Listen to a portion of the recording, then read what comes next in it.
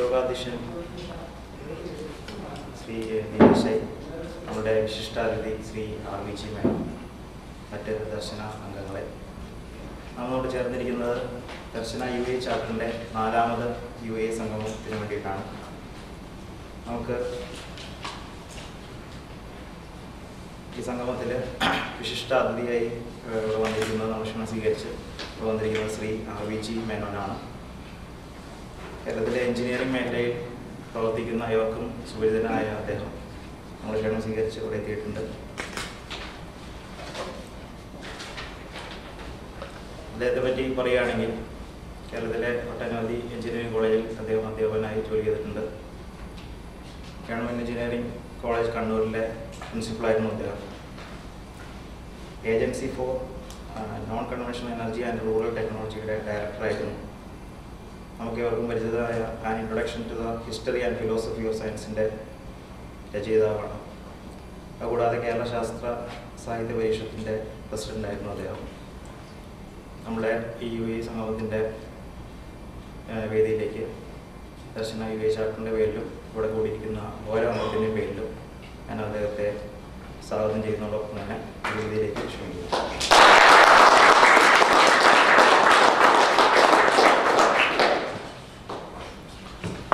നമ്മുടെ 4ാമത്തെ UA സംഗമത്തിലേക്ക് ചേർന്നിട്ടുള്ള ദർശനയിലെ എല്ലാ അംഗങ്ങളെയും ഒരിക്കൽ കൂടിയും ഈ യോഗത്തിലേക്ക് സ്വാഗതം ചെയ്തുകൊണ്ട് ഞാൻ നിർത്തുന്നു. നന്ദി, നമസ്കാരം. വീണ്ടും ഇപ്പോൾ ഈ ദർശനയുടെ ഒരു AGB എന്ന രൂപത്തിൽ അല്ലെങ്കിൽ സംഗമം എന്ന രൂപത്തിൽ കള്ളം പറയേണ്ട ആവശ്യമില്ല. അപ്പോൾ ജ്യോതിയാണ് ഇന്നൊരു ഇന്നത്തെ ഒരു പ്രോഗ്രാം ഇവന്റ് കോർഡിനേറ്റർ ഡയറക്ടർ ആയിരുന്നത്. അപ്പോൾ ജ്യോതി അധ്യക്ഷനായിരിക്കും എന്നാണ് വിചാരിച്ചത്. ഞാൻ നേരത്തെ പറഞ്ഞ മാതിരി സാങ്കേതിക കാരണങ്ങളാൽ ജ്യോതി കൊണ്ടുവന്ന മൈക്ക് വർക്ക് ചെയ്യുന്നുണ്ടാവില്ല. അപ്പോൾ അത് തപ്പിപ്പോയി അദ്ദേഹം എത്തിയിട്ടില്ല.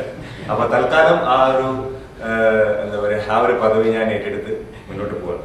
പക്ഷെ ഇത് പറയുമ്പോൾ തന്നെ കഴിഞ്ഞ 1-2 വർഷമായിട്ട് നമ്മൾ സംഗമം നടത്തിയിരുന്ന ഒരു വ്യത്യസ്തമായ രൂപത്തിലായിരുന്നു. അതായത് അതൊരു ഫാമിലി ഗെറ്റ് ടുഗദർ എന്നുള്ള രൂപത്തിലാണ് സംഗമം നടത്തിയത്. ആ സംഗമത്തിൽ രാവിലെ നമ്മുടെ ഒരു വളരെ സീരിയസ് ആയിട്ടുള്ള ദർശനത്തെക്കുറിച്ചിട്ടുള്ള ഒരു ആനുവൽ റിപ്പോർട്ടും അതിൻ്റെ മുകളിലുള്ള ചർച്ചയും നടക്കും. അതിനുശേഷം ഉച്ചയ്ക്ക് ശേഷം പിന്നെ കുറച്ച് ഫാമിലി ആയിട്ടുള്ള കലാപരിപാടികളും അതുപോലത്തെ പരിപാടികൾ നടത്തുകയാണ് ഉണ്ടാവാറുള്ളത്.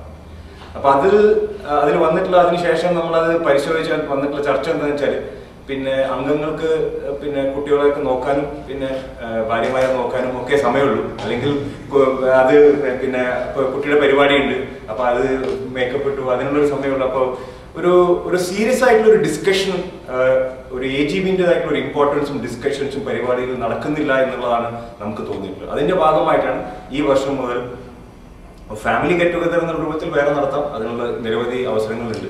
പക്ഷെ വളരെ ഒരു സീരിയസ് ആയിട്ടുള്ള ഒരു ചർച്ച വേണം. ആ രൂപത്തിൽ ഒരു AGB ആണ് ഈ പ്രാവശ്യം അങ്ങനെ ആലോചിച്ചത്.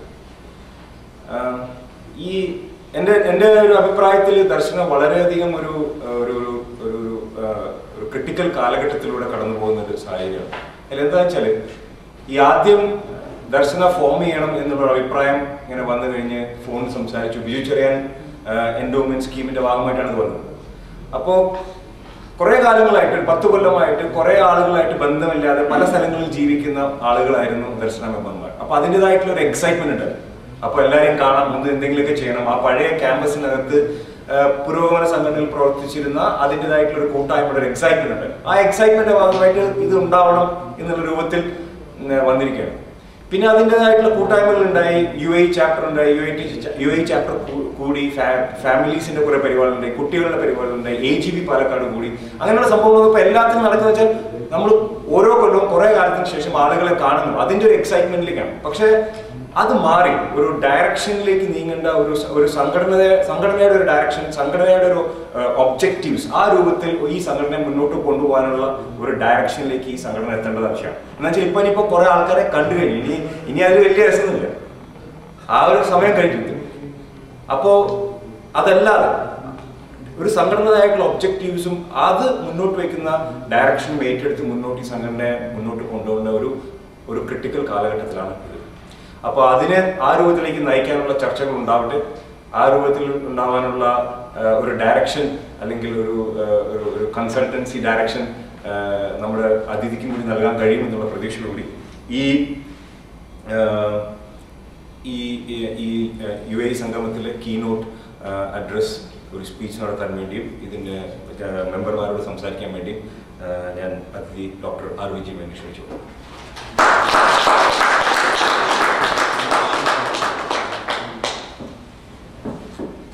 സുഹൃത്തുക്കളെ, കുറേ കേൾക്കാവുന്നതല്ലേ, ഇവിടെ ഒരു സാധാരണ ക്ലാസ് റൂമിൻ്റെ അവരൊക്കെ ഉള്ളൂ. അതുകൊണ്ട് ടെക്നോളജി ഇല്ലെങ്കിലും കുറേയൊക്കെ കാര്യങ്ങൾ ചെയ്യാൻ പറ്റും. പിന്നെ മറ്റേ USB സംശയമാണ്, അല്ലെങ്കിൽ ഒരു ലാപ്ടോപ്പ് കുഴപ്പമില്ല. നമ്മുടെ വായിലെ നാക്കും കയ്യിലെ ചോക്കുമാണ് അത് മതി. ഞാൻ 2 പ്രസൻറ്റേഷൻസാണ് തയ്യാറാക്കിയിരുന്നത്. ഒന്ന്, ഇപ്പം നിങ്ങളുടെ യഥാർത്ഥത്തിലുള്ള ആവശ്യം എന്താണെന്ന് കൃത്യമായിട്ട് അറിയാത്തതുകൊണ്ട് ഒരു സാങ്കേതിക വിദഗ്ധരുടെ ഒരു സമ്മേളനം ആയതുകൊണ്ടും ഒരു സാങ്കേതിക പ്രസൻറ്റേഷൻ ഉദ്ദേശിച്ചത്. അത് കേരളത്തിൻ്റെ ഒരു സുസ്ഥിര വികസനത്തിന് അടിസ്ഥാനമാകേണ്ട ഒരു ഊർജ പരിപ്രേക്ഷ്യം, സസ്റ്റൈനബിൾ എനർജി സെനറിയോ ഫോർ കേരള എന്നുള്ളതാണ്. അത് അടുത്ത കാലത്ത് ആ മേഖലയിൽ കുറച്ച് ചർച്ചകളുണ്ടായി. മാത്രവുമല്ല, ഇന്ത്യ ഇപ്പോൾ നിങ്ങൾക്കറിയാവുന്ന പോലെ 12ാം പഞ്ചവത്സര പദ്ധതിയുടെ പണിപ്പുരയിലാണ്. അപ്പോൾ അതിൻ്റെ ഭാഗമായിട്ട് കേരളത്തിലും സ്റ്റേറ്റ് പ്ലാനിംഗ് ബോർഡ് 12ാം പദ്ധതിക്ക് രൂപം കൊടുക്കാനായിട്ട് 42 വർക്കിംഗ് ഗ്രൂപ്പുകൾ ഉണ്ടാക്കിയിട്ടുണ്ട്. അതിലൊന്ന് റിന്യൂവബിൾ എനർജിയുടെ. അപ്പോൾ അതിൻ്റെ അധ്യക്ഷനായിട്ട് തന്നെ ഏൽപ്പിച്ചിട്ടുണ്ട്. ഒരു ചെറിയ ഗ്രൂപ്പാണ്. അപ്പോൾ ആ ഗ്രൂപ്പിൻ്റെ പ്രവർത്തനത്തിന് വേണ്ടി ഒരു ഹോംവർക്ക് ചെയ്യേണ്ടി വന്നതുകൊണ്ട് അതിൻ്റെ കുറച്ച് മെറ്റീരിയൽ എൻ്റെ ഉണ്ടായിരുന്നു. അത് നിങ്ങളുമായി പങ്കിടാമെന്നുള്ളതാണ് ഒരു കാര്യം. രണ്ടാമത്, നിങ്ങളുടെ ഈ വാർഷിക ജനറൽ ബോഡിയുടെ ഒരു പ്രധാന ഉദ്ദേശം ഇവിടെ പറഞ്ഞതുപോലെ കേരളത്തിൻ്റെ വികസനത്തിന് പ്രവാസികളായിട്ടുള്ള സാങ്കേതിക വിദഗ്ധർക്ക് എന്ത് ചെയ്യാൻ കഴിയും എന്നതിനെ പറ്റി ഒരു ആലോചനയാണ് ഇവിടെ നടക്കുക എന്ന് പറയുകയുണ്ടായി. അപ്പോൾ അതിന് സഹായകമാകുന്ന ചില ചിന്തകളും ചില നിർദ്ദേശങ്ങളും. ഇങ്ങനെ 2 പ്രസൻറ്റേഷനുണ്ട്. നിങ്ങൾക്ക് താല്പര്യമുണ്ടെങ്കിൽ, എന്നെ സഹിക്കാൻ തയ്യാറാണെങ്കിൽ 2 ആകാം. അതല്ലെങ്കിൽ രണ്ടാമത്തേതിലേക്ക് കിടക്കാം. ആദ്യത്തേത് റിന്യൂവബിൾ എനർജിയെ പറ്റിയൊക്കെ സാധാരണ പറയുന്ന കാര്യങ്ങളാണ്. അതിൽ പുതുമയുള്ള ചില നിർദ്ദേശങ്ങളുണ്ട്. എന്ത് വേണം? 2 വേണം. റിന്യൂവബിൾ എനർജി ഇമ്പോർട്ടൻ്റ് ആണ്. അതിൽ കേരളത്തിൻ്റെ ഒരു പശ്ചാത്തലത്തിൽ നോക്കുമ്പോൾ നമ്മൾ നേരിടുന്ന ആദ്യത്തെ യാഥാർത്ഥ്യം, കേരളത്തിന് പരമ്പരാഗത ഊർജ സ്രോതസ്സുകൾ എന്ന് നാം കരുതുന്ന ഫോസിൽ ഇന്ധനങ്ങൾ ഒന്നുമില്ല എന്നുള്ളതാണ് യാഥാർത്ഥ്യം. അതുകൊണ്ട് തന്നെ നമുക്ക് ആവശ്യമുള്ള ഫോസിൽ ഇന്ധനങ്ങളെല്ലാം, എണ്ണയായാലും ഗ്യാസ് ആണെങ്കിലും, കൽക്കരി ഭാഗ്യവശാൽ നമ്മൾ അധികമൊന്നും ഉപയോഗിക്കുന്നില്ല. അത് പ്രചരിപ്പിക്കാനായിട്ട് കുറേ ശ്രമങ്ങളൊക്കെ നേരത്തെ നടന്നിരുന്നു. പക്ഷേ അപൂർവം ചില ഇൻഡസ്ട്രി മാത്രമേ കരി ഉപയോഗിക്കുന്നുള്ളൂ. ബാക്കിയെല്ലാം എണ്ണയും ഗ്യാസുമാണ്. അത് മുഴുവൻ വെളിയിൽ നിന്ന് വരികയാണ്. ഇതിപ്പോൾ ഇല്ല എന്നാണ് ഞങ്ങളിപ്പോൾ സ്ഥാപിച്ചു വെച്ചത്. ആവശ്യമില്ല എന്നാണ്. എന്നാലിരുന്നോട്ടെ, ശരി. അത് പുറമേ നിന്ന് വരുന്നു എന്നുള്ളത് കൊണ്ട് തന്നെ അതിൻ്റെ ലഭ്യത ഉറപ്പുവരുത്താൻ നമുക്കൊന്നും ചെയ്യാനുമില്ല. പിന്നെ അതിൻ്റെ വില കൂടുമ്പോൾ നമ്മളൊരു ബന്ധം നടത്തും, നമ്മൾ പ്രതിഷേധം കാണിക്കും. അത് കഴിഞ്ഞ് എന്നാലും പെട്രോൾ അടിക്കുന്നതിലാരും കുറവ് വരുത്തുന്നില്ല. അടുത്ത ദിവസം മുതലും പഴയതുപോലെ തന്നെ നമ്മൾ തുടരുകയും ചെയ്യും. അപ്പോൾ അത്രയേ ഉള്ളൂ നമ്മുടെ ആ കാര്യത്തിലുള്ള ഉത്തരവാദിത്വം. അതിങ്ങനെ നടന്നു പോകാൻ കാരണം എന്താണെന്ന് വെച്ചാൽ, ഇത് വേറെ ഒരുപാട് പേര് ഇതിനെപ്പറ്റി വരിയിടിക്കുന്നുണ്ട്. ഇനി ലോകത്തുള്ള പെട്രോളിയത്തിൻ്റെ ലഭ്യത കുറയാതിരിക്കാനും, കുറയുകയാണെങ്കിൽ വേറെ എങ്ങനെ സ്ഥലത്തുനിന്ന് അത് ലഭ്യമാക്കാനും, അതുപോലെ തന്നെ ഈ പെട്രോളിയത്തിൻ്റെ വിലയിലുള്ള ഏറ്റക്കുറച്ചിലുകൾ മുതലെടുത്തുകൊണ്ടുള്ള മുതലെടുപ്പുകൾ, അതിന് ആക്കം കൂട്ടുന്ന തരത്തിലുള്ള സ്പെക്കുലേറ്റീവ് ഇൻ്റർവെൻഷൻസ്, അതൊക്കെ കാരണമാണ് ഈ അടുത്ത കാലത്തായിട്ട് വില കൂടുകയും കുറയുകയും ചെയ്യുന്നത്. ഡോളറിന് 130, 140, അല്ല ബാരലിന് $140 വരെ പോയി. ഇപ്പോൾ തിരെ താന്നു, ഏതാണ്ട് $100 ഇതൊന്നും അതിൻ്റെ യഥാർത്ഥ പ്രശ്നങ്ങളുമായിട്ട് ബന്ധപ്പെട്ടുള്ള കാര്യങ്ങളാണ്. പെട്രോളിയത്തിൻ്റെ ലഭ്യതയുമായി ബന്ധപ്പെട്ടല്ല.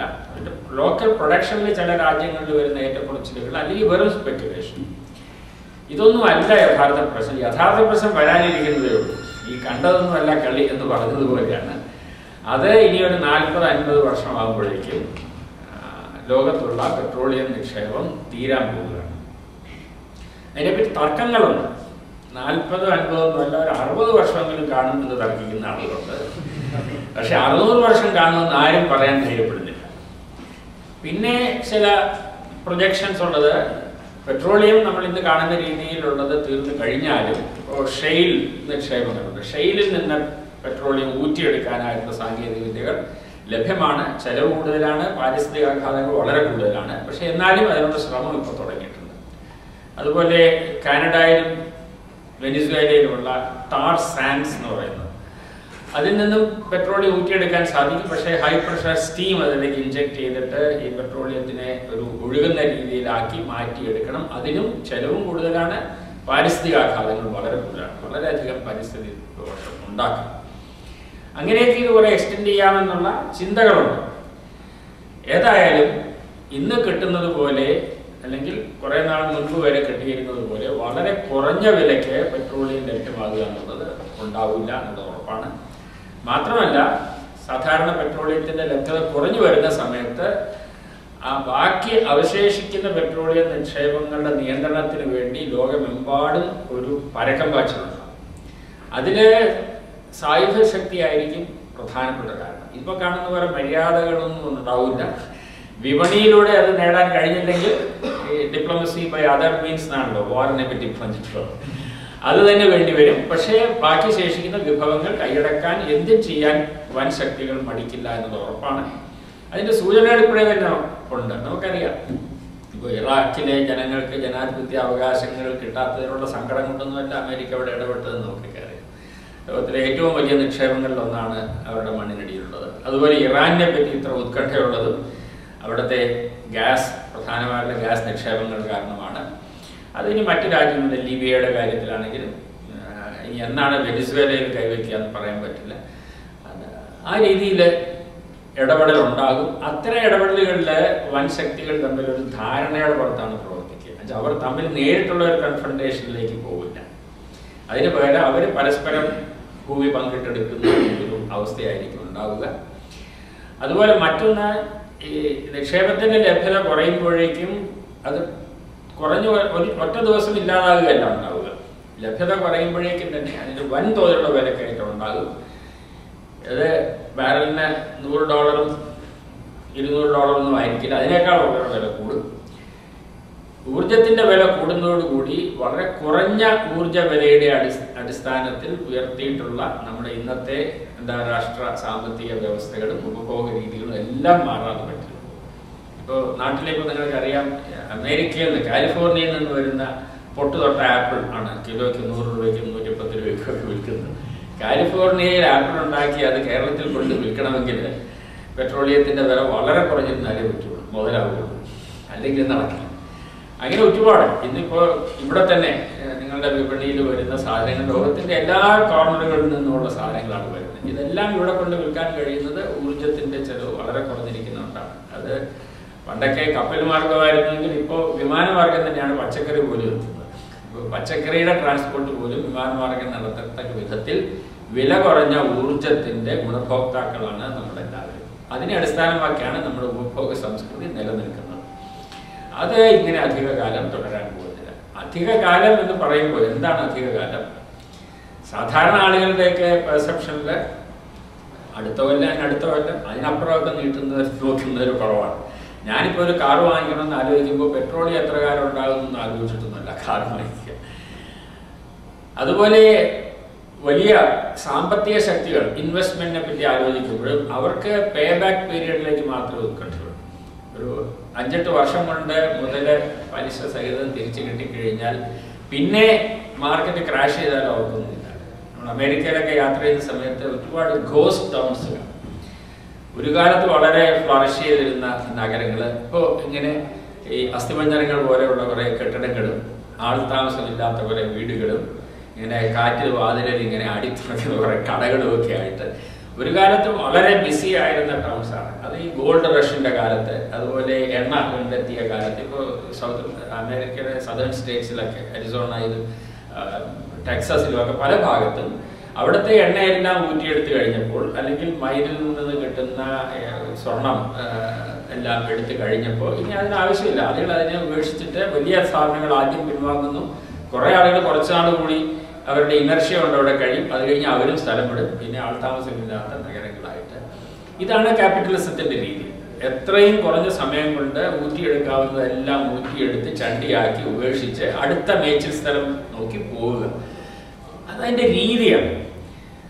അത്തരത്തിൽ ഫോറിൻ ഇൻവെസ്റ്റ്മെന്റ് എന്ന് പറയുന്നത്, അല്ലെങ്കിൽ ഫിനാൻസ് ക്യാപിറ്റൽ എന്ന് പറയുന്നത്, പെട്ടെന്ന് ലാഭം ഉണ്ടാക്കാവുന്ന വഴികൾ നോക്കുക. ആ ലാഭം ഉണ്ടാക്കുന്ന പ്രക്രിയയിൽ നിങ്ങൾ എന്ത് നാശമാണ് പരിസ്ഥിതിക്ക് ചെയ്യുന്നത്, എന്ത് ആഘാതമാണ് ആളുകളുടെ ജീവിതത്തിൽ ചെയ്യുന്നത് എന്നുള്ളതിനെ പറ്റിയൊന്നും അതിന് കോളറേഷൻ ഇല്ല. ഊറ്റിയെടുക്കാവുന്ന അത്രയും ലാഭം ഊറ്റിക്കഴിഞ്ഞാൽ വേറൊരു മേച്ചിൽ സ്ഥലം നോക്കി പോവുക, അത്ര തന്നെ. അതുകൊണ്ട് ഫിനാൻസ് ക്യാപിറ്റലിന്റെ അല്ലെങ്കിൽ ഇന്റർനാഷണൽ മാർക്കറ്റ് ഇപ്പോഴും ആളുകളുടെ എണ്ണ കമ്പനികൾ ഇൻവെസ്റ്റ് ചെയ്യുന്നുണ്ടല്ലോ, ഇപ്പോഴും ആളുകളുടെ പെട്രോൾ ബേസ്ഡ് ആയിട്ടുള്ള ഓട്ടോമൊബൈൽ ഉണ്ടാക്കുന്നുണ്ടല്ലോ എന്നുള്ളത് ഒരു സുസ്ഥിരതയുടെയും ലക്ഷണമല്ല. അങ്ങനെ ആലോചിക്കാനേ പാടില്ല. രാഷ്ട്രീയ നേതൃത്വങ്ങൾക്കാണെങ്കിൽ സാധാരണഗതിയിൽ 5 വർഷമാണ് ഒരു പെർസെപ്ഷൻ എന്ന് പറയുന്നത്.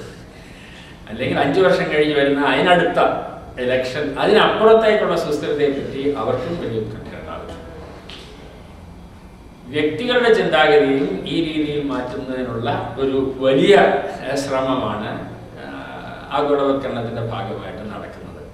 അതുകൊണ്ട് ഇപ്പോൾ ദീർഘകാല ഒരു എംപ്ലോയ്മെന്റിനെ പറ്റിയോ അല്ലെങ്കിൽ ഭാവിയിലെ പെൻഷനെ പറ്റിയോ ഉള്ള ഉത്കണ്ഠയ്ക്ക് പകരം തൽക്കാലം എന്ത് കൂടുതൽ കിട്ടും എന്നതിലേക്ക് ഒതുക്കുക. ആ തരത്തിൽ ആസൂത്രിതമായ ഒരു ശ്രമം നടക്കുന്നുണ്ട്. നമ്മുടെ പെർസെപ്ഷൻ തന്നെ മാറ്റം വരുത്താനായിട്ട് താത്കാലിക ലാഭം കൂടുതലുള്ളതിന് പുറകെ പോവുക, ബാക്കിയൊക്കെ വരുന്നിടത്ത് വെച്ച് കാണാമെന്നുള്ളൊരു കാഴ്ചപ്പാടിലേക്ക് നമ്മുടെ പെർസെപ്ഷനും മാറ്റാനുള്ള ശ്രമം നടക്കുന്നുണ്ട്. പക്ഷെ ഇതിനിടയ്ക്ക് തന്നെ ഒരുപാട് ആളുകൾ ഒരു ദീർഘകാല അടിസ്ഥാനത്തിൽ, ഇത് നമ്മുടെ കുട്ടികൾക്കും ജീവിക്കേണ്ട ഒരു ലോകമാണല്ലോ ഇത്, അവർക്ക് ഏത് തരത്തിലുള്ള ലോകമാണ് നമ്മൾ കൈമാറുന്നത് എന്നതിനെപ്പറ്റി ഉത്കണ്ഠപ്പെടുന്നുണ്ട്. ആ ഉത്കണ്ഠയാണ് നമ്മുടേതുപോലുള്ള സംഘടനകളുടെ എല്ലാം പ്രവർത്തനത്തിന്റെ അടിസ്ഥാനം. ആ ഉത്കണ്ഠ പങ്കുവെക്കാത്തവർക്ക് വാസ്തവത്തിൽ ഇപ്പോൾ കേരളത്തിന്റെ ഇന്നത്തെ അവസ്ഥയെപ്പറ്റി വലിയ വിഷമമൊന്നും തോന്നുന്നില്ല.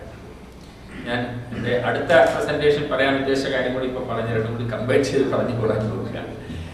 അപ്പോൾ കേരളത്തിലെ ഇപ്പോഴത്തെ അവസ്ഥയെപ്പറ്റി ഒരുപാട് ആളുകൾ ചോദിക്കും, ഇപ്പോൾ എന്താ കുഴപ്പം? കേരളത്തിൽ ഇപ്പോൾ ഏതാണ്ട് ശരാശരി 1.5% വാർഷിക സാമ്പത്തിക വികാസമുണ്ട്. ഇന്ത്യയിലെ ഏറ്റവും കൂടുതൽ പ്രതിശീർഷ വരുമാനമുള്ള സംസ്ഥാനമാണ്. പഞ്ചാബ് ആയിരുന്നു 1ാം സ്ഥാനത്ത്, നമ്മൾ 2ാം സ്ഥാനത്തായിരുന്നു. ഇപ്പോൾ കേരളം 1ാം സ്ഥാനത്താണ്. വിദേശത്ത് നിന്ന് വരുന്ന ഔദ്യോഗിക കണക്കനുസരിച്ച് 30,000 കോടി രൂപ, അനൗദ്യോഗിക കണക്കനുസരിച്ച് ഏതാണ്ട് 50,000 കോടി രൂപയും കൂടി നോക്കുമ്പോൾ പ്രതിശീർഷ ചെലവിന്റെ കാര്യത്തിൽ വേറെ ഒരു സംസ്ഥാനവും കേരളത്തിന്റെ അടുത്തൊന്നും എത്തുന്നില്ല. വളരെ അധികം വികസ്വരമായി വികസിച്ചുകൊണ്ടിരിക്കുന്ന നിർമ്മാണ മേഖല, എവിടെ നോക്കിയാലും കൺസ്ട്രക്ഷൻ ആക്ടിവിറ്റിയാണ്. ഒരുപാട് അവസരങ്ങളുണ്ട്. കഴിവുണ്ടാകണമെന്ന് മാത്രം, അവസരങ്ങൾ മുതലാക്കാനും അറിയണം.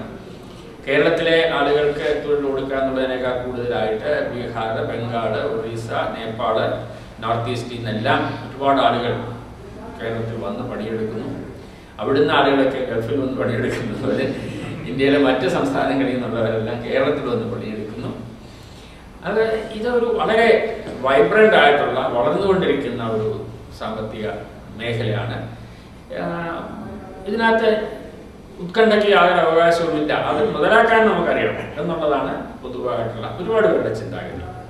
അതേസമയത്ത് ഞാൻ നേരത്തെ സൂചിപ്പിച്ചതുപോലെ വളരെ ഉപരിപ്ലവമായി കാര്യങ്ങൾ കാണുന്നതിനപ്പുറമായിട്ട് ഒരു ദീർഘകാല പരിപ്രേക്ഷ്യത്തിന്റെ അടിസ്ഥാനത്തിൽ, അതുപോലെ കൂടുതൽ സ്ഥായിത്വമുള്ള മൂല്യങ്ങളുടെ അടിസ്ഥാനത്തിൽ കേരളത്തിന്റെ അവസ്ഥയെ കാണുന്നവർക്ക് വളരെ ഉത്കണ്ഠ തോന്നുന്നുണ്ട്.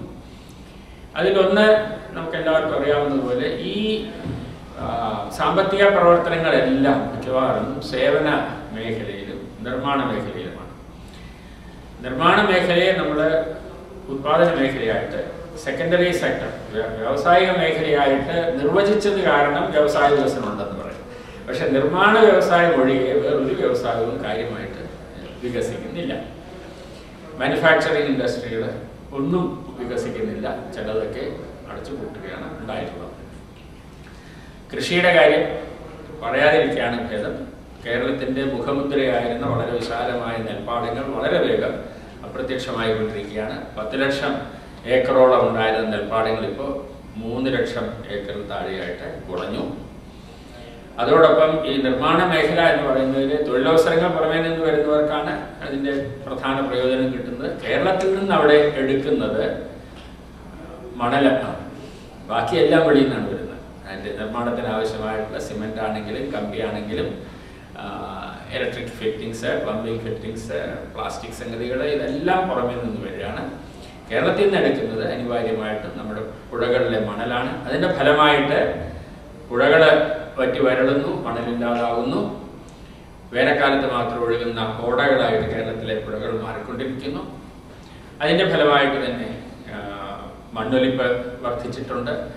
വേനൽക്കാലത്തുള്ള വരൾച്ച, കുടിവെള്ളക്ഷാമം, ആണ്ടിൽ 6 മാസവും മഴ കിട്ടുന്ന പ്രദേശത്താണ് കുടിവെള്ളക്ഷാമം രൂക്ഷമാകുന്നത്. വന നശീകരണം, വനം കയ്യേറ്റം വളരെയധികം ഇപ്പോൾ കുറഞ്ഞിട്ടുണ്ട് എന്നുള്ളത് ശരിയാണ്. എങ്കിലും വനത്തിനെ കൺവേർട്ട് ചെയ്ത് തോട്ടങ്ങളാക്കിയതിൻ്റെയും കൃഷിഭൂമിയാക്കിയതിൻ്റെയും ഫലമായിട്ടുണ്ടായിട്ടുള്ള ഡാമേജ്, അപ്പോൾ പ്രകൃതിയിൽ നമ്മൾ ഏൽപ്പിക്കുന്ന ആഘാതങ്ങൾ, ഈ നിർമ്മാണ മേഖലയുടെ സമ്മർദ്ദം കാരണം ഭൂമിയുടെ വില വാണം വിട്ടതുപോലെ ഉയരുകയാണ്. ഈ ഭൂമിയുടെ വില ഉയരുന്നത് കാരണം ഒരു തരത്തിലുള്ള ഉത്പാദന പ്രവർത്തനവും മുതലാകാത്ത അവസ്ഥയാണ്. ഈ നെൽപ്പാടം നികത്തി വിൽക്കാനുള്ള കാരണം എല്ലാവർക്കും അറിയാം.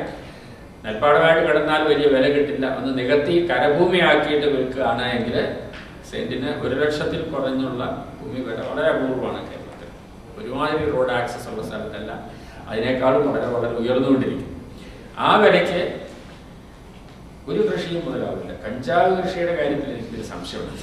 ബാക്കി ഒരു കൃഷിയും മുതലാവില്ല. പിന്നെ ആളുകളോട് പാടം ധരിച്ചിട്ട് നെൽകൃഷി ചെയ്യണം എന്നൊക്കെ ആഹ്വാനം ചെയ്യാമെന്നുള്ളതല്ലാതെ, ആഹ്വാനം ചെയ്യുന്നവരൊക്കെ മിക്കവാറും മറ്റു വിധത്തിൽ വരുമാനമുള്ളവരാണ്.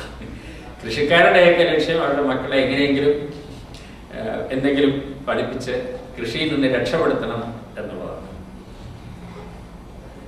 അതുപോലെ തന്നെ വ്യവസായങ്ങളും മുതലാവില്ല. അതുകൊണ്ടാണ് ഏറ്റവും ലാഭം ഉണ്ടാക്കുന്ന IT ഇൻഡസ്ട്രി പോലും ആവശ്യപ്പെടുന്നത് ഗവൺമെന്റ് സ്മാർട്ട് സിറ്റിയോ എന്തെങ്കിലും പേരിലൊരു സാധനം ഉണ്ടാക്കിയിട്ട് ഞങ്ങൾക്ക് സ്ഥലം തരണം, ഞങ്ങൾക്ക് കെട്ടിടം തരണം. അല്ലാതെ കമേഴ്സ്യൽ മാർക്കറ്റ് വിലയ്ക്ക് ഭൂമി വാങ്ങിയിട്ട് IT ഇൻഡസ്ട്രി നടത്തിയാൽ പോലും മുതലാവില്ല. അപ്പോൾ അത് ലെവൽ പ്ലേയിങ് ഫീൽഡ് എന്നവർ ആവശ്യപ്പെടുന്നത് ആ ചിലവൊക്കെ ഗവൺമെന്റ് വഹിച്ചിട്ട് ഞങ്ങൾക്ക് കെട്ടിടം കെട്ടി തന്നാൽ മതി, അല്ലെങ്കിൽ സ്ഥലം തന്നാൽ മതി, ഞങ്ങൾ കെട്ടിടം കെട്ടിക്കോളും. ഇത്തരത്തിൽ ഭൂമിയുടെ വില വർദ്ധിക്കുന്നത് സ്പെക്കുലേഷന്റെ ഫലമായിട്ട് കൂടെയാണ്, ആവശ്യക്കാർ വർദ്ധിക്കുന്നതുകൊണ്ടല്ല. ഇപ്പൊ കേരളത്തിലെ നമുക്കറിയാം ഈ ഭൂമിയുടെ ട്രാൻസാക്ഷൻ എല്ലാം നടക്കുന്നത് കരാറെഴുതുന്നത് എനിക്കോ ഞാൻ നിർദ്ദേശിക്കുന്നയാളിനോ ഇന്ന വിലയ്ക്ക് ഭൂമി വിറ്റോളാം എന്ന് പറഞ്ഞാണ്. സെന്റിന് 1 ലക്ഷം രൂപയ്ക്ക് വിറ്റോളാം എന്ന് പറഞ്ഞ് ഞാൻ കരാർ എഴുതുന്നു. ഞാനത് അതിന്റെ ആധാരം രജിസ്റ്റർ ചെയ്യില്ല. ഞാൻ ഇതിന് വാങ്ങാൻ ഒരാളെ കണ്ടെത്തി അയാൾക്ക് വേണ്ടിയിട്ടാണ് രജിസ്റ്റർ ചെയ്യുന്നത്. അപ്പൊ ഈ സെന്റിന് 1 ലക്ഷം എന്നുള്ളത് 2 ലക്ഷം ആയാലും എനിക്ക് വിഷമമൊന്നുമില്ല. ഞാൻ 3 ലക്ഷത്തിന് ആളെ കണ്ടുപിടിക്കണമെന്നേ ഉള്ളൂ. 3 ലക്ഷത്തിനാണ് കരാർ എഴുതുന്നതെങ്കിൽ 4 ലക്ഷത്തിന് ആളെ കണ്ടുപിടിച്ചാൽ മതി. അപ്പൊ സ്പെക്കുലേറ്റേഴ്സിന് ഭൂമിയുടെ വില എത്ര കൂടിയാലും വെള്ളം പൊങ്ങിയാൽ അതിന് മേലെ തോണി എന്ന് പറയുന്ന പോലെയാണ് അവരുടെ കാര്യം. ഭൂമിയുടെ വില കൂടുന്നത് അവരുടെ മാർജിൻ കൂടുന്നു എന്നുള്ളതല്ലാതെ അവർക്ക് അതിനകത്ത് നഷ്ടം വരുന്നില്ല. അതേസമയത്ത് യഥാർത്ഥ ഉപഭോക്താക്കൾക്ക് അത് വ്യവസായത്തിനാണെങ്കിലും വീട് വെക്കാനാണെങ്കിലും ഇപ്പോൾ വലിയ വിലയ്ക്കൊക്കെ വാങ്ങിയിട്ട് വരുന്നത് വീട് വെക്കാൻ സ്ഥലം അന്വേഷിക്കുന്നവരാണ്. അവർക്കാണ് ഇത് താങ്ങാനാകാത്ത അവസ്ഥ വരുന്നത്. ഇപ്പോൾ ഭൂമിയുടെ വില ഇത്തരത്തിൽ വർദ്ധിക്കുന്നത് എല്ലാവിധത്തിലുള്ള ഉത്പാദന പ്രവർത്തനങ്ങളും അസാധ്യമാക്കുന്ന ഒരവസ്ഥയാണ്. ഇത് വളരെ ഗുരുതരമായിട്ടുള്ള അവസ്ഥയാണ്. അതുകൊണ്ടാണ് ഈ ഭൂമിയുടെ മേലുള്ള സ്പെക്കുലേഷൻ അവസാനിപ്പിക്കണം. ഭൂമിയെ ഒരു ഊഹക്കച്ചവടത്തിനുള്ള വസ്തുവാക്കുന്നതിന് പകരം അതിനെ ഒരു നിർമ്മാണ വസ്തുവായിട്ട്, അതിനെ ഒരു ഫാക്ടർ ഓഫ് പ്രൊഡക്ഷൻ ആയിട്ട് കാണുന്ന അതൊരു മുതലാളിത്ത കാഴ്ചപ്പാടാണ് വാസ്തവത്തിൽ. അതുപോലും നമുക്ക് അച്ചീവ് ചെയ്യാൻ സാധിക്കുന്നില്ല. ഇത് ഭൂമിയുടെ രംഗത്ത്. അതുപോലെ സാംസ്കാരിക രംഗത്താണെങ്കിൽ ഇന്ത്യയിലെ 1-ാം സ്ഥാനം കേരളത്തിന് പല കാര്യങ്ങളിലും ഉള്ളതിൽ ഒന്ന്, ഏറ്റവും കൂടുതൽ മദ്യം ഉപയോഗിക്കുന്ന സംസ്ഥാനം. പ്രതിശീർഷ മദ്യ ഉപയോഗത്തിൽ ഇന്ത്യയിൽ ഇപ്പോൾ 1-ാം സ്ഥാനത്താണ്. മദ്യം ഉപയോഗിക്കുന്നു എന്നുള്ളതിനേക്കാളും വാസ്തവത്തിൽ മലയാളിക്ക് കുടിക്കാൻ അറിയില്ല എന്നുള്ളതാണ് പ്രശ്നം എന്നാണ് എനിക്ക് പലപ്പോഴും തോന്നിയിട്ടുള്ളത്. പക്ഷെ മദ്യം ഉപയോഗിക്കുന്ന വേറെ ഒരുപാട് സമൂഹങ്ങളുണ്ട്. അവിടെ ഒന്നും ഇല്ലാത്ത പ്രശ്നമാണ് നമ്മുടെ നാട്ടിൽ നമ്മൾ കാണുന്നത്. കുടിച്ചാൽ വയറ്റി കിടക്കണം എന്നുള്ളത് മലയാളത്തിലെ ഒരു പഴയ ചൊല്ലാണെങ്കിലും അത് പാലിക്കാൻ പോലും നമുക്ക് കഴിയുന്നില്ല. കുടിച്ചാൽ 4 പേർ അറിയണം, അല്ലെങ്കിൽ എന്തിനാ കുടിക്കുന്നത് എന്നുള്ള മട്ടിലാണ് മലയാളിയുടെ സന്ധ്യ ആയി കഴിഞ്ഞാൽ, സന്ധ്യയാണെന്നില്ല, നേരം എടുത്താൽ പോലും പല സമയത്ത് പോലും അതിൻ്റെ പ്രശ്നങ്ങൾ, അതുമൂലം ഉണ്ടാകുന്ന ഗതാഗത അപകടങ്ങൾ, ട്രാഫിക് ആക്സിഡൻറ്റ്സ്, ക്രിമിനൽ കുറ്റങ്ങൾ, പിന്നെ കള്ളുപിടിച്ചാൽ പിന്നെ എന്തും ചെയ്യാനുള്ള ലൈസൻസ് ആണെന്നുള്ള ഒരു വ്യാഖ്യാനം. അതിനോട് ബന്ധപ്പെട്ട് തന്നെയാണ് നമ്മൾ ഇപ്പോൾ അടുത്ത കാലത്തായിട്ട് ധാരാളം പത്രങ്ങളിൽ വായിക്കുന്ന സ്ത്രീ പീഡനങ്ങൾ, പെൺവാണിഭങ്ങൾ. സ്ത്രീ എന്ന് പറയുന്നത് ശരിയല്ല, കുഞ്ഞുങ്ങൾ, ശിശു പീഡനം എന്ന് തന്നെ പറയണം. ആൺകുഞ്ഞായാലും പെൺകുഞ്ഞായാലും അറയ്ക്കുന്ന തരത്തിലുള്ള വാർത്തകളാണ് നമ്മുടെ പത്രങ്ങളിൽ വരുന്നത്. അത് പിന്നെ വേറൊരു ഭാഗം ഞെട്ടിക്കുന്നതെന്ന് പറയുന്നത് വീടുകളിലാണ് ഏറ്റവും കൂടുതൽ പേടിക്കേണ്ടതെന്നുള്ളത്. കുഞ്ഞുങ്ങൾക്ക് വീട്ടിൽ സുരക്ഷയില്ലാത്ത ഒരവസ്ഥ. ഇതെല്ലാം വളരെ വർദ്ധിച്ചു വരുന്ന ഒരു ഉപഭോഗ സംസ്കാരത്തിൻ്റെ ഫലങ്ങളാണ്. ഉപഭോഗ സംസ്കാരം എന്ന് പറഞ്ഞാൽ നിങ്ങൾക്ക് കാറുണ്ട്, വീടുണ്ട്, ഫോണുണ്ട് എന്നുള്ളതല്ല, നിങ്ങൾ സാധനങ്ങൾ വാങ്ങിക്കുന്നു എന്നുള്ളതല്ല ഉപഭോഗ സംസ്കാരം. ഉപഭോഗ സംസ്കാരം എന്ന് പറയുന്നത് ഒരു മനോനിലയാണ്. എന്തും ഉപയോഗിക്കാനുള്ളതാണ്, എൻ്റെ ഉപയോഗത്തിന് വേണ്ടിയിട്ടുള്ളതാണ്. ഉപയോഗിച്ച് വലിച്ചെറിയുക, നേരത്തെ നമ്മുടെ പ്രകൃതിയുടെ വിഭവങ്ങൾ ഉപയോഗിച്ച് ചണ്ടിയാക്കി കളയുക എന്ന് പറഞ്ഞതിൻ്റെ ഒരു മൈക്രോകോസമാണ്. വ്യക്തിപരമായ തലത്തിൽ എല്ലാ സംഗതികളും എല്ലാ ആളുകളും എൻ്റെ ഉപയോഗത്തിന് വേണ്ടിയിട്ടുള്ളതാണ്. ഒരാളിനെ പരിചയപ്പെടുമ്പോഴേ ആലോചിക്കുന്നത് ഇയാളെ എങ്ങനെ മുതലാക്കാനുണ്ട്, ഇയാളെ കോണ്ടാക്ട് ഉണ്ട്, അത് ഉപയോഗിച്ചിട്ട് എന്ത് എനിക്ക് നേടാൻ കഴിയും എന്നുള്ളതാണ് വ്യക്തിബന്ധങ്ങൾക്ക് പോലും അടിസ്ഥാനമാണ്. അതുകൊണ്ട് തന്നെ അങ്ങനെ ഒരു ഉപയോഗം കഴിഞ്ഞു കഴിഞ്ഞാൽ പിന്നെ അയാളുടെ ആവശ്യമില്ല. അടുത്ത കാലത്ത് കേരളത്തിൽ ഒരു നിയമം പാസ്സാക്കേണ്ടി വന്ന് വയസ്സായ അച്ഛനെ അമ്മയെ നോക്കിയില്ലെങ്കിൽ കേസെടുക്കുന്നുള്ളതാണ്. ഇതൊക്കെ നിയമം മൂലം നടപ്പാക്കേണ്ടി വരുന്ന ഒരു അവസ്ഥ എന്ന് പറയുന്നത് നമ്മളുടെ യഥാർത്ഥ അവസ്ഥയാണ്. വാസ്തവത്തിൽ അച്ഛനെ അമ്മയും വയസ്സാകുമ്പോൾ ഇറക്കി വിട്ടാൽ പോലീസ് കേസെടുക്കേണ്ട അവസ്ഥ. പോലീസിന്റെ മേൽനോട്ടത്തിൽ അച്ഛനെ അമ്മയും നോക്കുകയാണെങ്കിൽ എന്തൊരു നോട്ടമായിരിക്കും വാസ്തവത്തിൽ. അത് ഞാൻ ഒട്ടും എക്സാജറേറ്റ് ചെയ്യട്ടെ. സുധകുമാരി ടീച്ചർ നടത്തുന്ന അഭയയിൽ എത്ര കഥകളാണ് പ്രായമായ അവരുടെ ഉപയോഗം കഴിഞ്ഞാൽ പിന്നെ മാറുക, അടുത്ത മോഡൽ വാങ്ങുക എന്നുള്ളതാണ് നമ്മുടെ രീതി. അടുത്ത മോഡൽ ഇപ്പോൾ ആവശ്യമില്ലാത്തതുകൊണ്ട് അവരെ ഇനി സപ്പോർട്ട് ചെയ്യേണ്ട ആവശ്യമില്ല. ഈ മനോഭാവം എല്ലാം ഉപയോഗിക്കപ്പെടാനുള്ളതാണ്, ഒരു ഇൻസ്ട്രുമെന്റൽ അപ്രോച്ച് എന്നുള്ളത്. അതുപോലെ എന്തും വില കൊടുത്ത് വാങ്ങാൻ കഴിയും എന്നുള്ള ഒരു അഹങ്കാരം. കയ്യിൽ കാശുണ്ടായാൽ മതി, എന്തും വാങ്ങാൻ കഴിയും. മനുഷ്യബന്ധങ്ങളെ പോലും വിലയ്ക്ക് വാങ്ങാവുന്ന ഒരു അവസ്ഥ. പത്മശ്രീ വിലയ്ക്ക് വാങ്ങുന്നതാണ് ഇപ്പോൾ സിനിമയായത്. വേറെ എന്തെല്ലാം എന്തും വിലയ്ക്ക് വാങ്ങാമെന്നുള്ള അവസ്ഥയല്ലേ വന്നിരിക്കുന്നത്.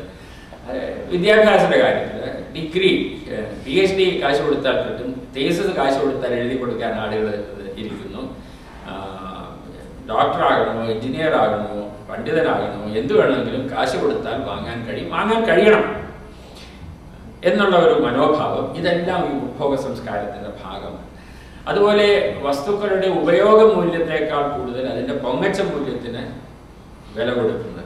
ഇപ്പൊ എനിക്ക് ഒരു കാറുണ്ട് എന്ന് പറഞ്ഞാൽ കാര്യമായില്ല, അത് ലേറ്റസ്റ്റ് മോഡലാണ്. ഇപ്പൊ അടുത്ത കാലത്തെ എറണാകുളത്തുള്ള ഒരു ക്ലബിന്റെ ഒരു പരസ്യം കാണുകയുണ്ടായി. ആ ക്ലബിൽ അംഗത്വം കിട്ടണമെങ്കിൽ നിങ്ങൾക്ക് കാറുണ്ടായാൽ പോരാ, അത് മാരുതി എസ്റ്റീം കുറഞ്ഞത് അതെങ്കിലും ഉണ്ടെങ്കിൽ നിങ്ങൾക്ക് അഡ്മിഷൻ അവിടെ പ്രവേശനം കിട്ടുള്ളൂ. അതിനേക്കാൾ താഴ്ന്ന കാറാണെങ്കിൽ അലവരാതികൾക്കൊന്നും പ്രവേശനം ഇല്ലാതെ എഴുതിയിരിക്കുന്നത് പോലെയാണ്. മാരുതി 800കാർക്കോ അല്ലെങ്കിൽ ഇന്ത്യക്കാർക്കോ ഒന്നും അവിടെ പ്രവേശനമില്ല, മിനിമം എസ്റ്റീം. അപ്പൊ അത്തരത്തില് കാറ് അല്ലെങ്കിൽ വാഹനം എന്നുള്ളത് ഗതാഗതത്തിനുള്ള ഒരു സംഗതിയാണെന്നുള്ളതിന് പകരം അത് പൊങ്ങച്ചം കാണിക്കാനുള്ള, ആഡംബരത്തിനുള്ള, പ്രദർശനാത്മകമായിട്ടുള്ള സംഗതി. പണ്ട് നമ്മുടെ ടെലിവിഷനിൽ ഒരു പരസ്യം ഉണ്ടായിരുന്നു, ഈയിടെയായിട്ടത് കാണുന്നില്ല.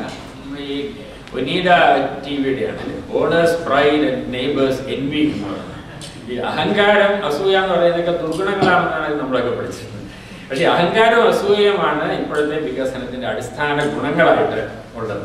നിങ്ങൾക്ക് ഒരു പൊസഷൻ ഉണ്ടെങ്കിൽ നിങ്ങൾക്ക് അതിൽ അഹങ്കാരം തോന്നുക, അത് നാലുപേരെ കാണിച്ച് അവരുടെ മനസ്സിൽ അസൂയ ഉണ്ടാക്കുക, അങ്ങനെ അവരും പോയിട്ട് ഈ സാധനം വാങ്ങാൻ പോകുക. അങ്ങനെയാണ് ഇതിന്റെ ഡിമാൻഡ് വർദ്ധിക്കുന്നത്. അപ്പോൾ ഡിമാൻഡ് വർദ്ധിക്കുന്നത്, പ്രൊഡക്ഷൻ വർദ്ധിക്കുന്നതും സാമ്പത്തിക വ്യവസ്ഥ വികസിക്കുന്നതുമെല്ലാം ഈ ഓണേഴ്സിന്റെ അഹങ്കാരത്തിലും ഇല്ലാത്തവരുടെ അസൂയയിലുമാണ് എന്നുള്ള ഒരു സമീപനം. അതിന് അന്ത്യമില്ല. മറ്റത് ഇപ്പൊ ആഹാരം നമുക്ക് വയറ് നിറയുന്നവരെ നമുക്ക് കഴിക്കാൻ പറ്റുള്ളൂ. പക്ഷെ നിങ്ങൾ കഴിക്കുന്നത് വയറ് നിറയ്ക്കാനല്ല, അതിന് ഒരു ഏറ്റവും വില കൂടിയ ആഹാരമാണ് നിങ്ങൾക്ക് വേണ്ടത്. അത് എന്താണ്, ഫോയ്ഗ്ര ആണ്, അല്ലെങ്കിൽ അങ്ങനെ അതിന് എത്ര വില കൂടുന്നു അത്രയും നിങ്ങളുടെ സന്തോഷം വർദ്ധിക്കുന്നു എന്നുള്ളതാണ്. എങ്കിൽ അല്ലെങ്കിൽ നിങ്ങൾ ധരിക്കുന്ന വസ്ത്രത്തിൻ്റെ കാര്യത്തിൽ, നിങ്ങൾ പണിയുന്ന വീടിൻ്റെ കാര്യത്തിൽ ബാക്കിയുള്ളവരുടെ മനസ്സിൽ അസൂയ ഉണ്ടാക്കലാണ് എൻ്റെ ഉപഭോഗത്തിൻ്റെ ലക്ഷ്യമെങ്കിൽ അത് ഉപഭോഗ സംസ്കാരമാണ്. അല്ലാതെ കാറുണ്ടാകുന്നതോ വീടുണ്ടാകുന്നതോ മൊബൈൽ ഉണ്ടാകുന്നതോ അല്ല ഉപഭോഗ സംസ്കാരം. ആ ഉപഭോഗ വസ്തുക്കളോടുള്ള നമ്മുടെ മനോഭാവം ഇതിനെ മാറ്റുന്നതിനുള്ള വളരെ വലിയൊരു ശ്രമമാണ് ഈ അഡ്വർടൈസ്മെന്റ് മാർക്കറ്റിങ്ങിലൂടെ നടത്തുന്നത്. ഏറ്റവും ദൗർഭാഗ്യം എന്നുള്ള സംഗതി, നമ്മുടെയൊക്കെ വിചാരം കേരളത്തിൽ മാത്രമല്ല ഇന്ത്യയിലെ ഏറ്റവും മിടുക്കന്മാരായിട്ടുള്ള കുട്ടികളൊക്കെ IIT-കളിലാണ് പോകുന്നത്. IIT ചെല്ലുന്ന ഏറ്റവും മിടുക്കന്മാരത് കഴിഞ്ഞ് എന്താ ചെയ്യുന്നത്? അവരേതായാലും എഞ്ചിനീയറിംഗ് കോളേജ് പഠിപ്പിക്കാനൊന്നുമല്ല പോകുന്നത്. അവർ പോകുന്നത് അത് കഴിഞ്ഞ് MBA-ക്കാണ്. MBA കഴിഞ്ഞാൽ എന്താണ്? എന്തും വിറ്റ് കൊടുക്കപ്പെടുന്നുള്ളതാണ്. മാനേജ് ചെയ്യപ്പെടുക മാർക്കറ്റിങ്ങിലേക്കാണ്. മാർക്കറ്റിങ്ങിൽ തന്നെ മാർക്കറ്റിങ്ങിനെ ഒരു വസ്തു ഉത്പാദനത്തിൽ പ്രവർത്തിക്കുന്ന വാസ്തവത്തിൽ രണ്ടാം കട ആളുകളാണ്. ആ ഡിമാൻഡ് ക്രിയേഷനാണ് ഏറ്റവും മിടുക്കന്മാർ. അഡ്വർടൈസ്മെന്റ്, ഒരു പ്രോഡക്റ്റ് ഡിമാൻഡ് ഉണ്ടാക്കുക, അവിടെയാണ് ഏറ്റവും ക്രിയേറ്റീവ് മൈൻഡ്സ് വർക്ക് ചെയ്യുന്നത്. ഏറ്റവും എക്സൈറ്റിംഗ് ആയിട്ടുള്ള പ്രോസ്പെക്ട്സും പെട്ടെന്ന് മുകളിലേക്ക് പോകാൻ കഴിയുന്നു. അൺലിമിറ്റഡ് ഓപ്പർച്യൂണിറ്റീസ് ആണ് ആ മേഖലയിലുള്ളത്. അപ്പോൾ സമൂഹത്തിലെ ഏറ്റവും മിടുക്കന്മാരായിട്ടുള്ള ആളുകളെ ഈ തരത്തിൽ അന്തമില്ലാത്ത ഡിമാൻഡ് വർദ്ധിപ്പിക്കുന്ന ഒരു പ്രക്രിയയിൽ ഏർപ്പെട്ടിരിക്കുകയും ബാക്കിയുള്ളവർ ആ ഡിമാൻഡിനനുസരിച്ച് ഉത്പാദനം നടത്തി കൊടുക്കുകയും ചെയ്യുന്ന, പൊതുവെ എന്ന് പറഞ്ഞാൽ നമ്മുടെ എഞ്ചിനീയറിംഗ് മേഖലയുടെ ജോലി എന്ന് പറയുന്നത് ഈ വല്ലവരും ഉണ്ടാക്കുന്ന ഡിമാൻഡിനനുസരിച്ച് സാധനം ഉണ്ടാക്കി കൊടുക്കുക എന്നുള്ളത്. ഡിമാൻഡ് ഉണ്ടാക്കുക എന്നുള്ളത് വലിയ ക്രിയേറ്റീവ് ആയിട്ടുള്ള, അവിടെയാണ് ഏറ്റവും മിടുക്കന്മാരായിട്ടുള്ള എഞ്ചിനീയർമാർ പോകുന്നത്. IIT ഗ്രാജുവേറ്റ്സ് റിസർച്ചിന് പോകുന്നവരോ പുതിയ പ്രോഡക്ട്സിന്റെ ഡെവലപ്മെന്റ് വർക്ക് ചെയ്യുന്നവരൊക്കെ താരതമ്യേന കുറവാണ്. കൂടുതൽ MBA ഒക്കെയാണ് ഇപ്പോൾ പോകുന്നത്. മുമ്പൊക്കെ ഇന്ത്യയിലെ IIT-യിൽ നിന്ന് ഏറ്റവും മിടുക്കന്മാർ അമേരിക്കയിലാണ് പോയിരുന്നത്. അമേരിക്കയിൽ പോയാൽ അവർ പല യൂണിവേഴ്സിറ്റികളും പോകുന്നു, MS എടുക്കുന്നു, PhD എടുക്കുന്നു. അവർ അമേരിക്കയിലാണ് വർക്ക് ചെയ്യുന്നതെങ്കിൽ അവർ എഞ്ചിനീയർമാരായിട്ടായിരുന്നു വർക്ക് ചെയ്യുന്നത്. ഇപ്പോൾ അവർ എഞ്ചിനീയറിംഗിലല്ല, ഒന്നുകിൽ IT മേഖലയിൽ, അതല്ലെങ്കിൽ മാർക്കറ്റിംഗ്, ഫിനാൻസ്, ഏറ്റവും കൂടുതൽ വരുമാനം ഉണ്ടാക്കുന്നത് ഫിനാൻസ് മാനേജ്മെന്റിലാണ് പോകുന്നത്. അപ്പോൾ ഈ തരത്തിലുള്ള അത് ആണ് നമ്മളൊരു ആദർശമായിട്ട് കാണുന്നത്. ഇതെല്ലാം കേരളത്തിലെ വികസനത്തിൻ്റെ അപകടകരമായ സൂചനകളാണ് എന്ന് നമുക്ക് കാണാൻ സാധിക്കും. ഇതിനൊരു സ്ഥായിത്വമില്ല. ഈ പറഞ്ഞ പോലെ 50,000 കോടി രൂപ വരുന്ന ഗൾഫ് റെമിറ്റൻസിന്റെ പച്ചപ്പിലാണ് കേരളത്തിലെ സേവന മേഖലകൾ മുഴുവനും നിലനിൽക്കുന്നത്. അത് ഈ നമ്മുടെ പരമ്പരാഗതമായിട്ട് സേവന മേഖലകളായിട്ട് കരുതിയിരുന്ന വിദ്യാഭ്യാസം, ആരോഗ്യ സേവനം മുതലായവയെല്ലാം കച്ചവടവൽക്കരിക്കുന്നതിനും അതിനെയും ഒരു ഉപഭോഗ സംസ്കാരത്തിന്റെ ഭാഗമാക്കുന്നതിനുമാണ് അത് എത്തിയിരിക്കുന്നത്. ഇത് കേരളത്തിന്റെ പരിസ്ഥിതിയിൽ ഏൽപ്പിക്കുന്ന ആഘാതം, കേരളത്തിന്റെ ഭൂപ്രകൃതിയിലും കാലാവസ്ഥയിലും നമ്മുടെ കേരളത്തിന്റെ മനോഹാരിതയുടെ അടിസ്ഥാനമായിരുന്ന നമ്മുടെ കായലുകൾ, പുഴകൾ, കായലുകൾ കേരളത്തിന്റെ കായലുകളുടെ വിസ്തൃതിയെ പറ്റി പഠിച്ചിട്ട് പറയുന്നത് കേരളത്തിന്റെ കായലിന്റെ വിസ്തൃതി കഴിഞ്ഞ 50 വർഷങ്ങൾക്കകം 1/3 കുറഞ്ഞിട്ടുണ്ട് എന്നുള്ളതാണ്. കായൽ നികത്തി ആണ് വികസനം ഇപ്പോൾ വരുന്നത്. വികസിക്കാൻ ഈ ബാക്കി സ്ഥലം അവിടെയാണ് നിൽക്കുന്നത്. ആ കായലുകൾ നികത്തിയിട്ടുള്ള പ്രവർത്തനങ്ങൾ, അതുകൊണ്ട് പരിസ്ഥിതിയിൽ ഉണ്ടാക്കുന്ന ആഘാതങ്ങൾ, ഇതെല്ലാം സ്ഥായിത്വമുള്ള വികസനം, അതായത് നമ്മൾ ഇന്ന് അനുഭവിക്കുന്ന സൗകര്യങ്ങൾ അല്ലെങ്കിൽ നമ്മൾ അനുഭവിച്ച സൗകര്യങ്ങൾ നമ്മുടെ അടുത്ത തലമുറകൾക്കും കുട്ടികൾക്കും അവരുടെ കുട്ടികൾക്കും എല്ലാം ലഭ്യമാകണം എന്ന് വിചാരിക്കുന്നവരെ അലോസരപ്പെടുത്തുന്നത്. അതിലെ ഏറ്റവും അടിസ്ഥാനമായിട്ടുള്ള സംഗതിയാണ് ഊർജത്തിന്റെ കാര്യം. ഊർജം നമുക്ക് ഏറ്റവും പെട്ടെന്ന് മനസ്സിലാവുന്ന ഒരു ഉദാഹരണമായിട്ടാണ് ഞാൻ എടുക്കുന്നത്. ഇപ്പൊ ഈ സാഹിത്യത്തെ പറ്റി പറയുമ്പോൾ പ്രധാനമായിട്ട് വരുന്നത് വിഭവങ്ങളുടെ ലഭ്യതയാണ്. ആദ്യം വരുന്നത് വിഭവങ്ങൾ തീർന്നു പോകും എന്നുള്ളതിന്റെ പ്രശ്നം. അത് ആ കോണ്ടെക്സ്റ്റിലാണ് ഊർജം വരുന്നത്. രണ്ടാമത് വരുന്നത് ഈ വിഭവങ്ങളുടെ സംസ്കരണത്തിലൂടെ, ഊർജത്തിന്റെ രൂപമാറ്റത്തിലൂടെ, വൈദ്യുതി ഉത്പാദനത്തിലൂടെയും ഊർജം ഉപയോഗിച്ച് ഗതാഗത സംവിധാനങ്ങൾ നടത്തുന്നതിലൂടെയും പരിസ്ഥിതിയിലുണ്ടാകുന്ന ആഘാതങ്ങൾ, അതും ഇപ്പോൾ നമുക്കൊട്ടും അവഗണിക്കാനാവാത്ത അവസ്ഥയിലെത്തിയിട്ടുണ്ട്. കേരളത്തിൽ മാത്രമല്ല ലോകമെങ്ങും കാലാവസ്ഥാ മാറ്റത്തെ പറ്റിയുള്ള, ക്ലൈമറ്റ് ചേഞ്ചിനെ പറ്റിയുള്ള ഉത്കണ്ഠ, ഇത് തന്നെയുമല്ല അടുത്ത കാലത്തായിട്ടുണ്ടായിട്ടുള്ള പല ലക്ഷണങ്ങളും കാണിക്കുന്നത് അതിൻ്റെ ആഘാതം അനുഭവപ്പെട്ട് തുടങ്ങിയതാണ്. ഇപ്പോൾ കാലാവസ്ഥയുടെ അതിൻ്റെ ഒരു അൺപ്രഡിക്റ്റബിലിറ്റി, അമേരിക്കയിലെ ഈ കഴിഞ്ഞ സീസണിൽ സാധാരണ ഇവിടെ ഉണ്ടാകുന്ന ഹരിക്കെയിനുകളുടെ 100 ഇരട്ടി ഹരിക്കെയിനുകൾ, ചെറിയ ഹരിക്കെയിനുകളാണ് ഉണ്ടായത്. അത് ചിലതൊക്കെ വളരെയധികം നാശങ്ങൾ ഉണ്ടാക്കിയതുമാണ്. അപ്പോൾ ഈ ഹറിക്കെയിൻസ് ഉണ്ടാകുന്നത്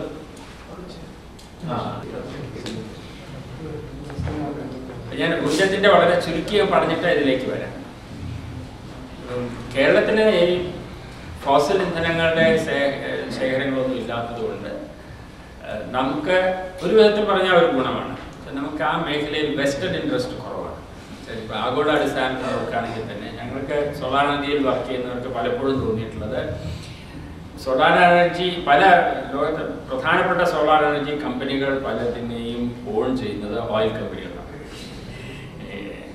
ബ്രിട്ടീഷ് പെട്രോൾ, BP സോളാർ മുതലായിട്ടുള്ള കമ്പനികളാണ്. അതുകൊണ്ട് തന്നെ അവർ ഓയിലിൽ നിന്ന് ഊറ്റിയെടുക്കാവുന്ന പരമാവധി ലാഭം ഊറ്റിയെടുത്തതിന് ശേഷമേ അവർ സോളാർ ടെക്നോളജികളിലേക്ക് തിരികെയുള്ളൂ. അല്ലെങ്കിൽ മറ്റ് മേഖലകളിൽ നിന്ന് ഇപ്പോൾ ജപ്പാൻ സോളാർ എനർജിയിൽ വളരെയധികം വർക്ക് ചെയ്യുന്ന ഒരു രാജ്യമാണ്. ഇസ്രായേൽ അതുപോലെ വർക്ക് ചെയ്യുന്ന രാജ്യമാണ്. അവിടെ നിന്നെങ്കിലും പുതിയ ടെക്നോളജികൾ വരുമ്പോൾ ഇവർ പെട്ടെന്ന് അത് മാച്ച് ചെയ്യും. ഇപ്പോൾ അടുത്ത കാലത്തെ ഏറ്റവും പുതിയ ബ്രേക്ക് ത്രൂ ഉണ്ടായിട്ടുള്ളത് ഗൂഗിൾ ഫൗണ്ടേഷനെല്ലാം ഫണ്ട് ചെയ്യുന്ന ഒരു നാനോ സോളാർ എന്ന് പറയുന്ന ഒരു കമ്പനി.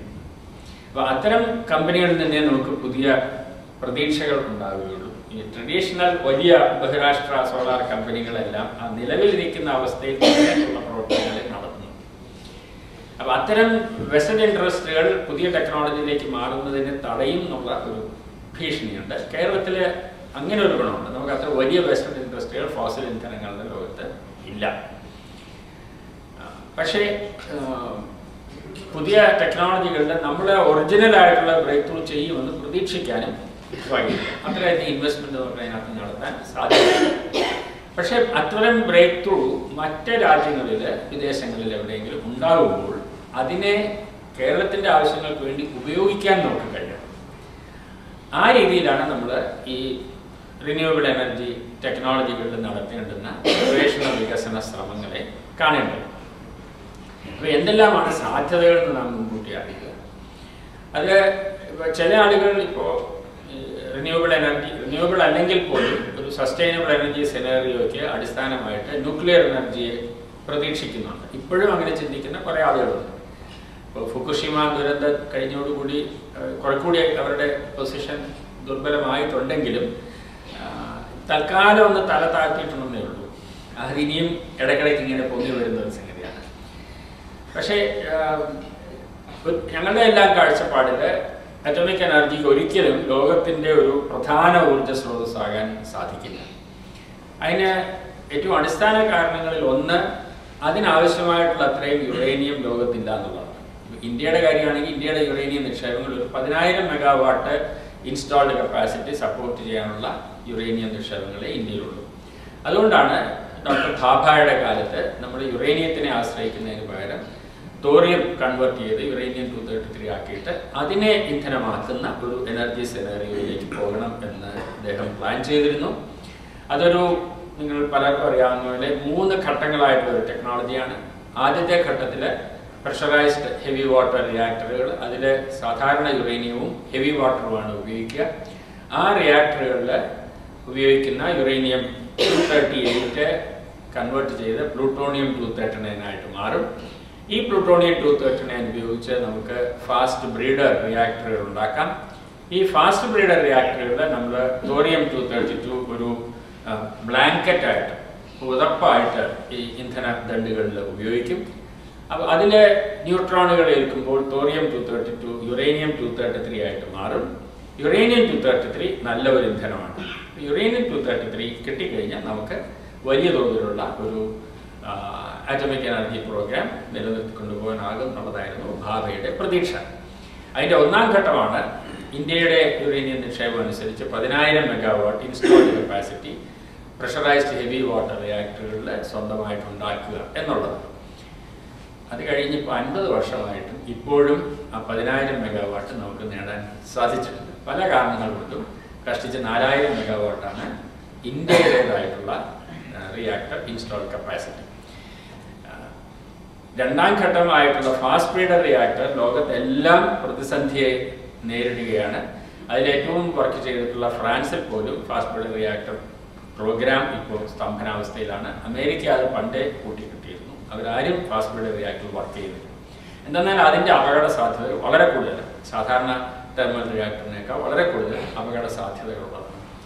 അതുകൊണ്ട് ഈ ഒരു പ്രക്രിയ, ഈ ഒരു 3 സ്റ്റേജ് സെനറിയോയെ ആശ്രയിച്ചിരുന്നാൽ കാര്യങ്ങൾ നടക്കില്ല എന്ന് ബോധ്യമായതിൻ്റെ അടിസ്ഥാനത്തിലാണ് ഇന്ത്യ ഗവൺമെൻറ് വൻതോതിൽ റിയാക്ടറുകൾ ഇറക്കുമതി ചെയ്യാനുള്ള പ്രോഗ്രാമിലേക്ക് കടന്നത്. യുറേനിയം നമുക്ക് പോരെങ്കിൽ ഇറക്കുമതി ചെയ്യാമെന്ന് കരുതിയിരുന്ന ഒരു കാലമുണ്ടായിരുന്നു. താരാപൂരിന് വേണ്ടി നമ്മൾ ഇറക്കുമതി ചെയ്യാൻ ശ്രമിക്കുകയും ചെയ്തു.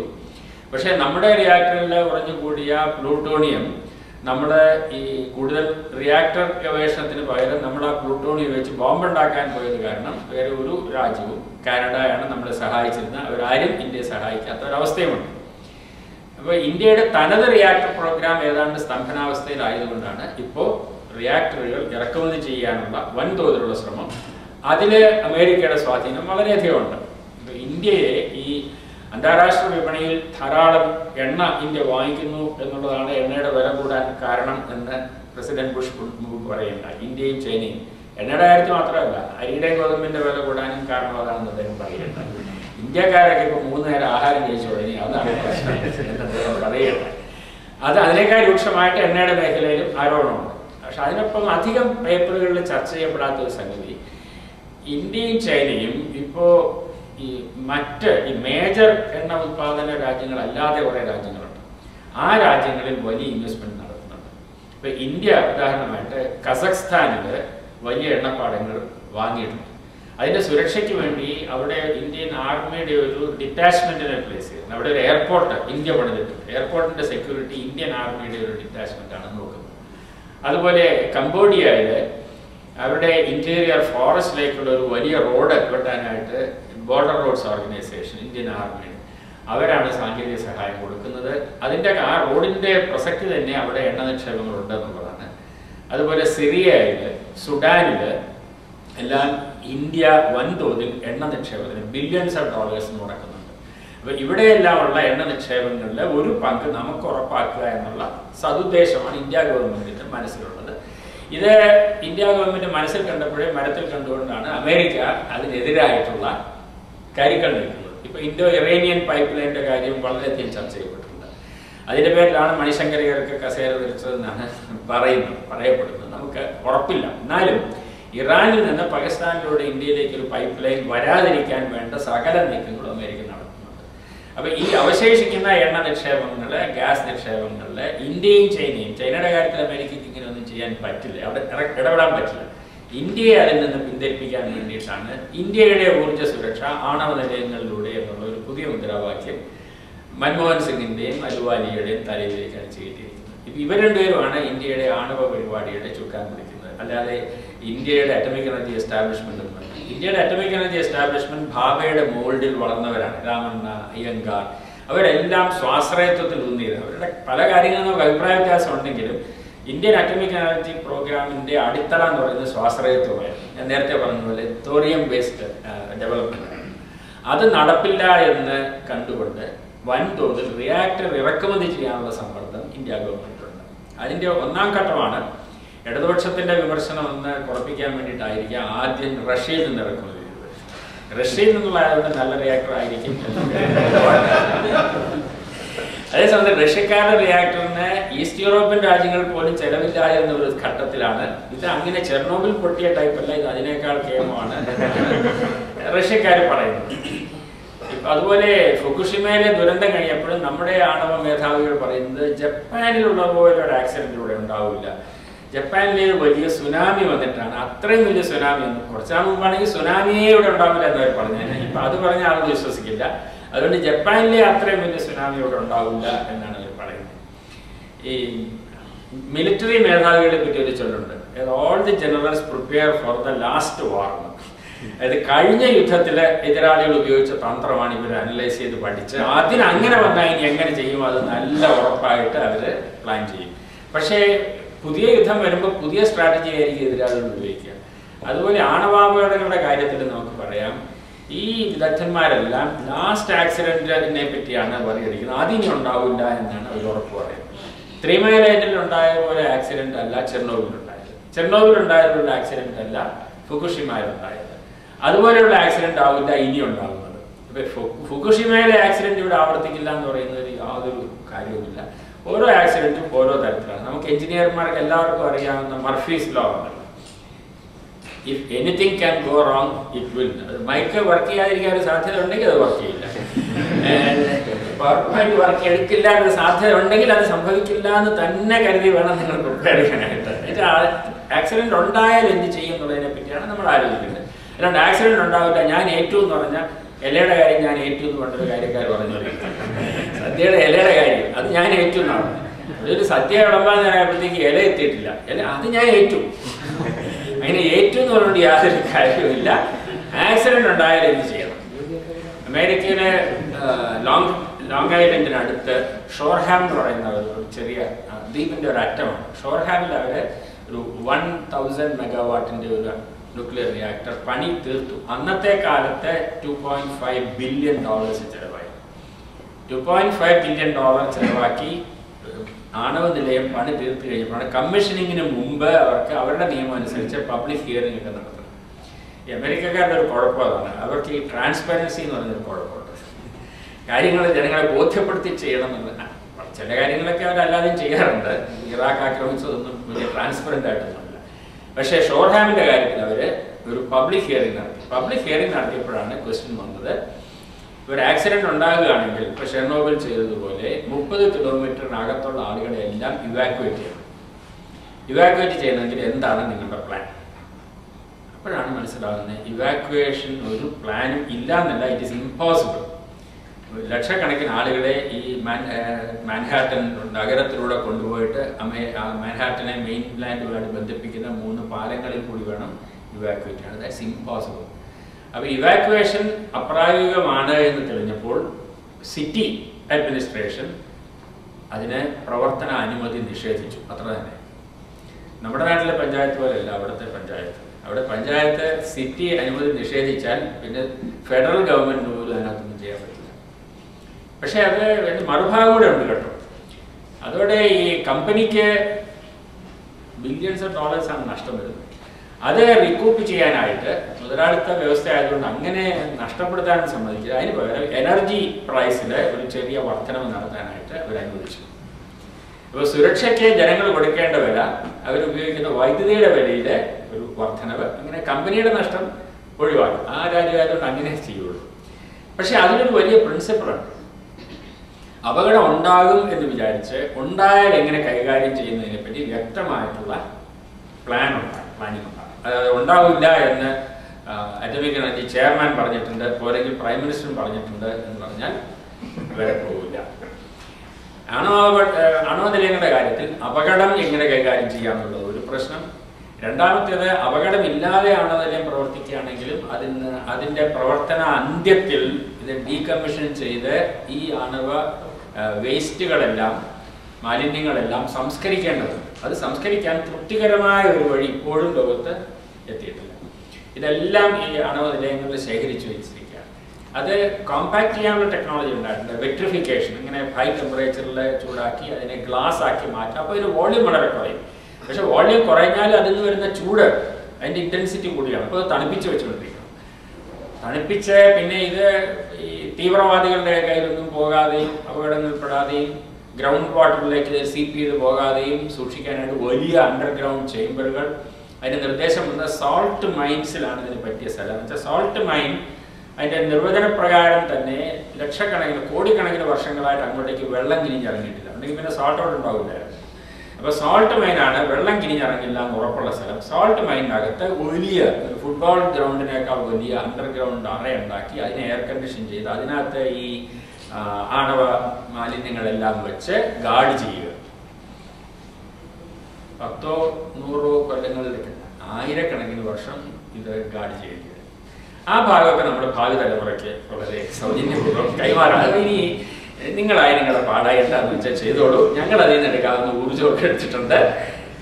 ഇത് ധാർമ്മികമല്ല എന്നും പ്രായോഗികമല്ല എന്നും അതിനേക്കാളൊക്കെ പ്രധാനം ഇത് മുതലാവില്ല എന്നും ഇതിനൊക്കെ വേണ്ടി വരുന്ന ചെലവ് നിങ്ങൾ ഇപ്പോഴത്തെ ഇലക്ട്രിസിറ്റി കോസ്റ്റ് കൂട്ടുകയാണെങ്കിൽ ആണവ വൈദ്യുതി ഒരിക്കലും ലാഭകരമാണ്.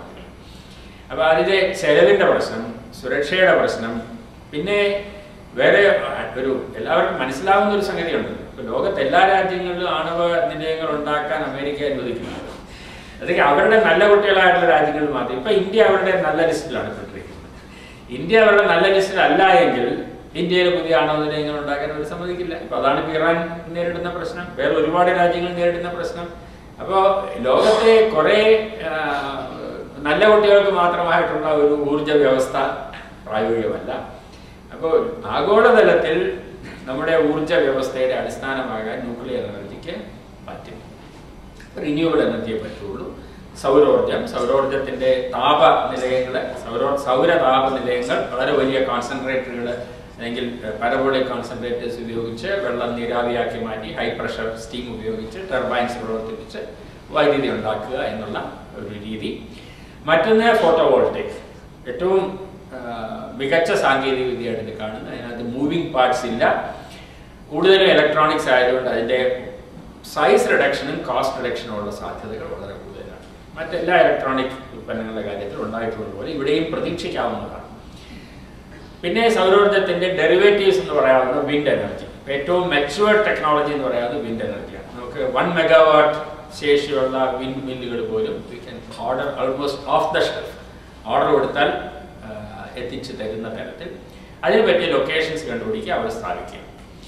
പിന്നെ വേവ് എനർജി, 1980s കേരളത്തിൽ അതിൻ്റെ ചില നല്ല പരീക്ഷണങ്ങൾ നടന്നെങ്കിലും പിന്നീട് അത് തുടർ പ്രവർത്തനം ഉണ്ടായില്ല.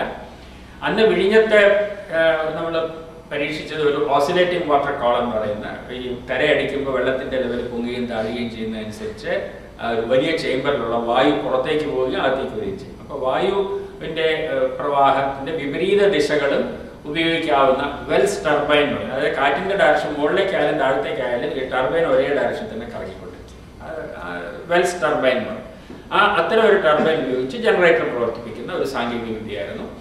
പക്ഷെ അതിനേക്കാൾ മികച്ച ചെലവ് കുറഞ്ഞ പ്രായോഗികമായ സാങ്കേതിക വിദ്യകൾ ഇപ്പോൾ ലോകത്ത് ലഭ്യമായിട്ടുണ്ട്. അതിൽ ഏറ്റവും പ്രധാനപ്പെട്ടത് പെലാമിസ് വേവ് ജനറേറ്റേഴ്സ് എന്ന് പറയുന്നതാണ്. അത് ഇപ്പോൾ പോർച്ചുഗലിൻ്റെ കോസ്റ്റിൽ കമേഴ്സ്യലായിട്ട് അവർ സ്ഥാപിച്ച് ഗ്രിഡിലേക്ക് വൈദ്യുതി സപ്ലൈ ചെയ്ത് തുടങ്ങിയിട്ടുണ്ട്.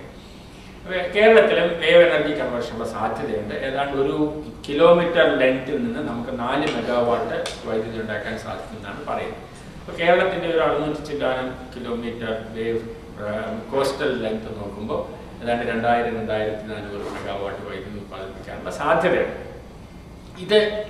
ഇതിന് പുറമേ പിന്നെ അടിസ്ഥാനമായിട്ട് ബയോമാസിൽ നിന്ന് വൈദ്യുതി ഉണ്ടാക്കുന്നതിനുള്ള ഗ്യാസിഫിക്കേഷൻ അല്ലെങ്കിൽ മെഥനേഷൻ, അനറോബിക് മെഥനേഷൻ, ഈ 2 രീതികളിലൂടെ വേസ്റ്റ് നിന്ന് എനർജി കൺവേർട്ട് ചെയ്യാൻ സാധിക്കും.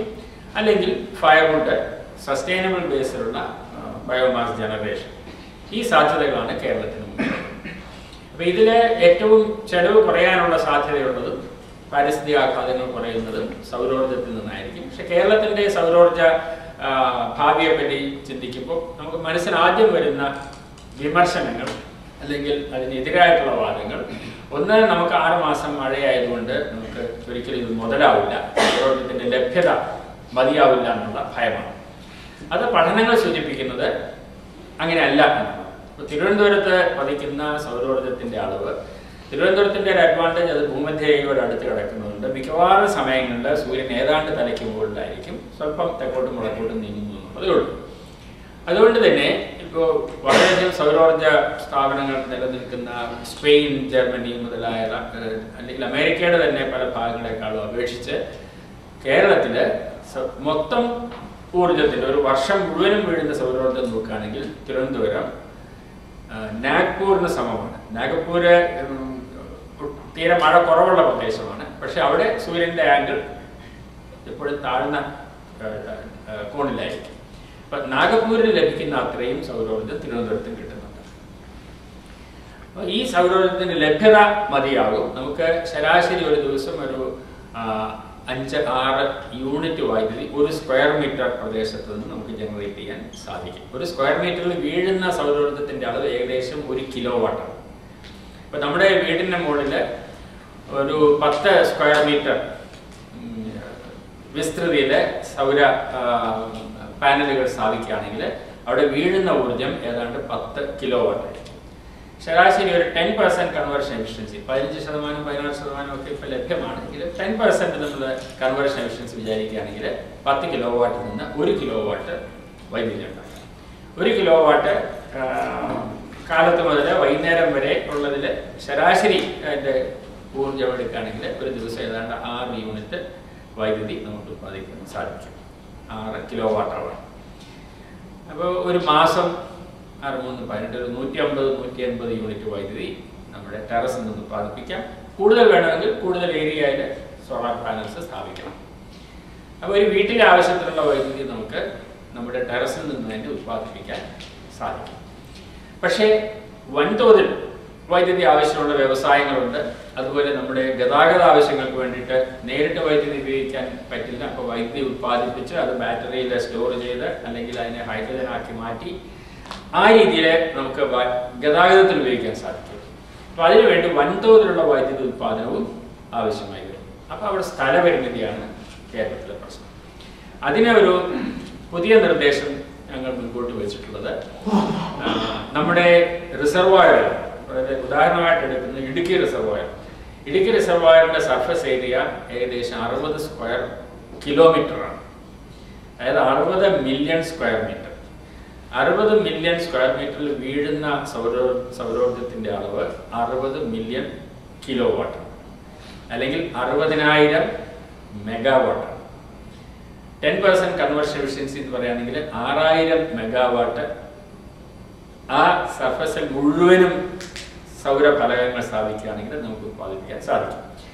അതിൻ്റെ സർഫസ് മുഴുവൻ കവർ ചെയ്യുക എന്നുള്ളത് പ്രായോഗികമായിട്ടുള്ളതല്ല. അതിൻ്റെ ഒരു 1/3 ഏരിയ നമ്മൾ കവർ ചെയ്യുന്നു എന്ന് വിചാരിക്കുകയാണെങ്കിൽ 6000-ന് പകരം 2000 മെഗാവാട്ട് വൈദ്യുതി പകൽ സമയത്ത് ഇടുക്കി റിസർവോയറിൻ്റെ ഉപരിതലത്തിൽ നമ്മൾ ചങ്ങാടങ്ങൾ നിരത്തി ചങ്ങാടങ്ങളിൽ വൈദ്യുതി സോളാർ പാനലുകൾ വയ്ക്കുകയാണെങ്കിൽ ഉത്പാദിപ്പിക്കാൻ സാധിക്കും.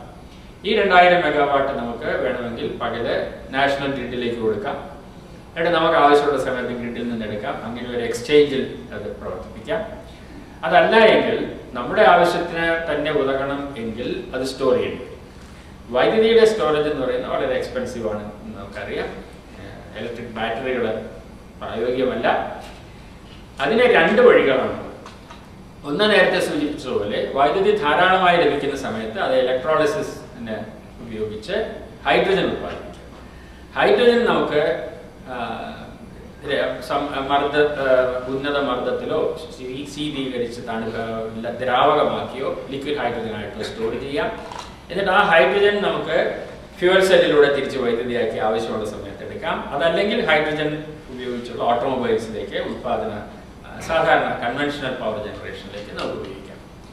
മറ്റൊരു രീതി, അത് പുതിയ രീതിയല്ല, നമ്മളെല്ലാം കോളേജിൽ പഠിച്ചിട്ടുള്ള രീതിയാണ് പംപ്ഡ് സ്റ്റോറേജ് എന്ന് പറയുന്നത്. പ്രവർത്തിപ്പിക്കുക.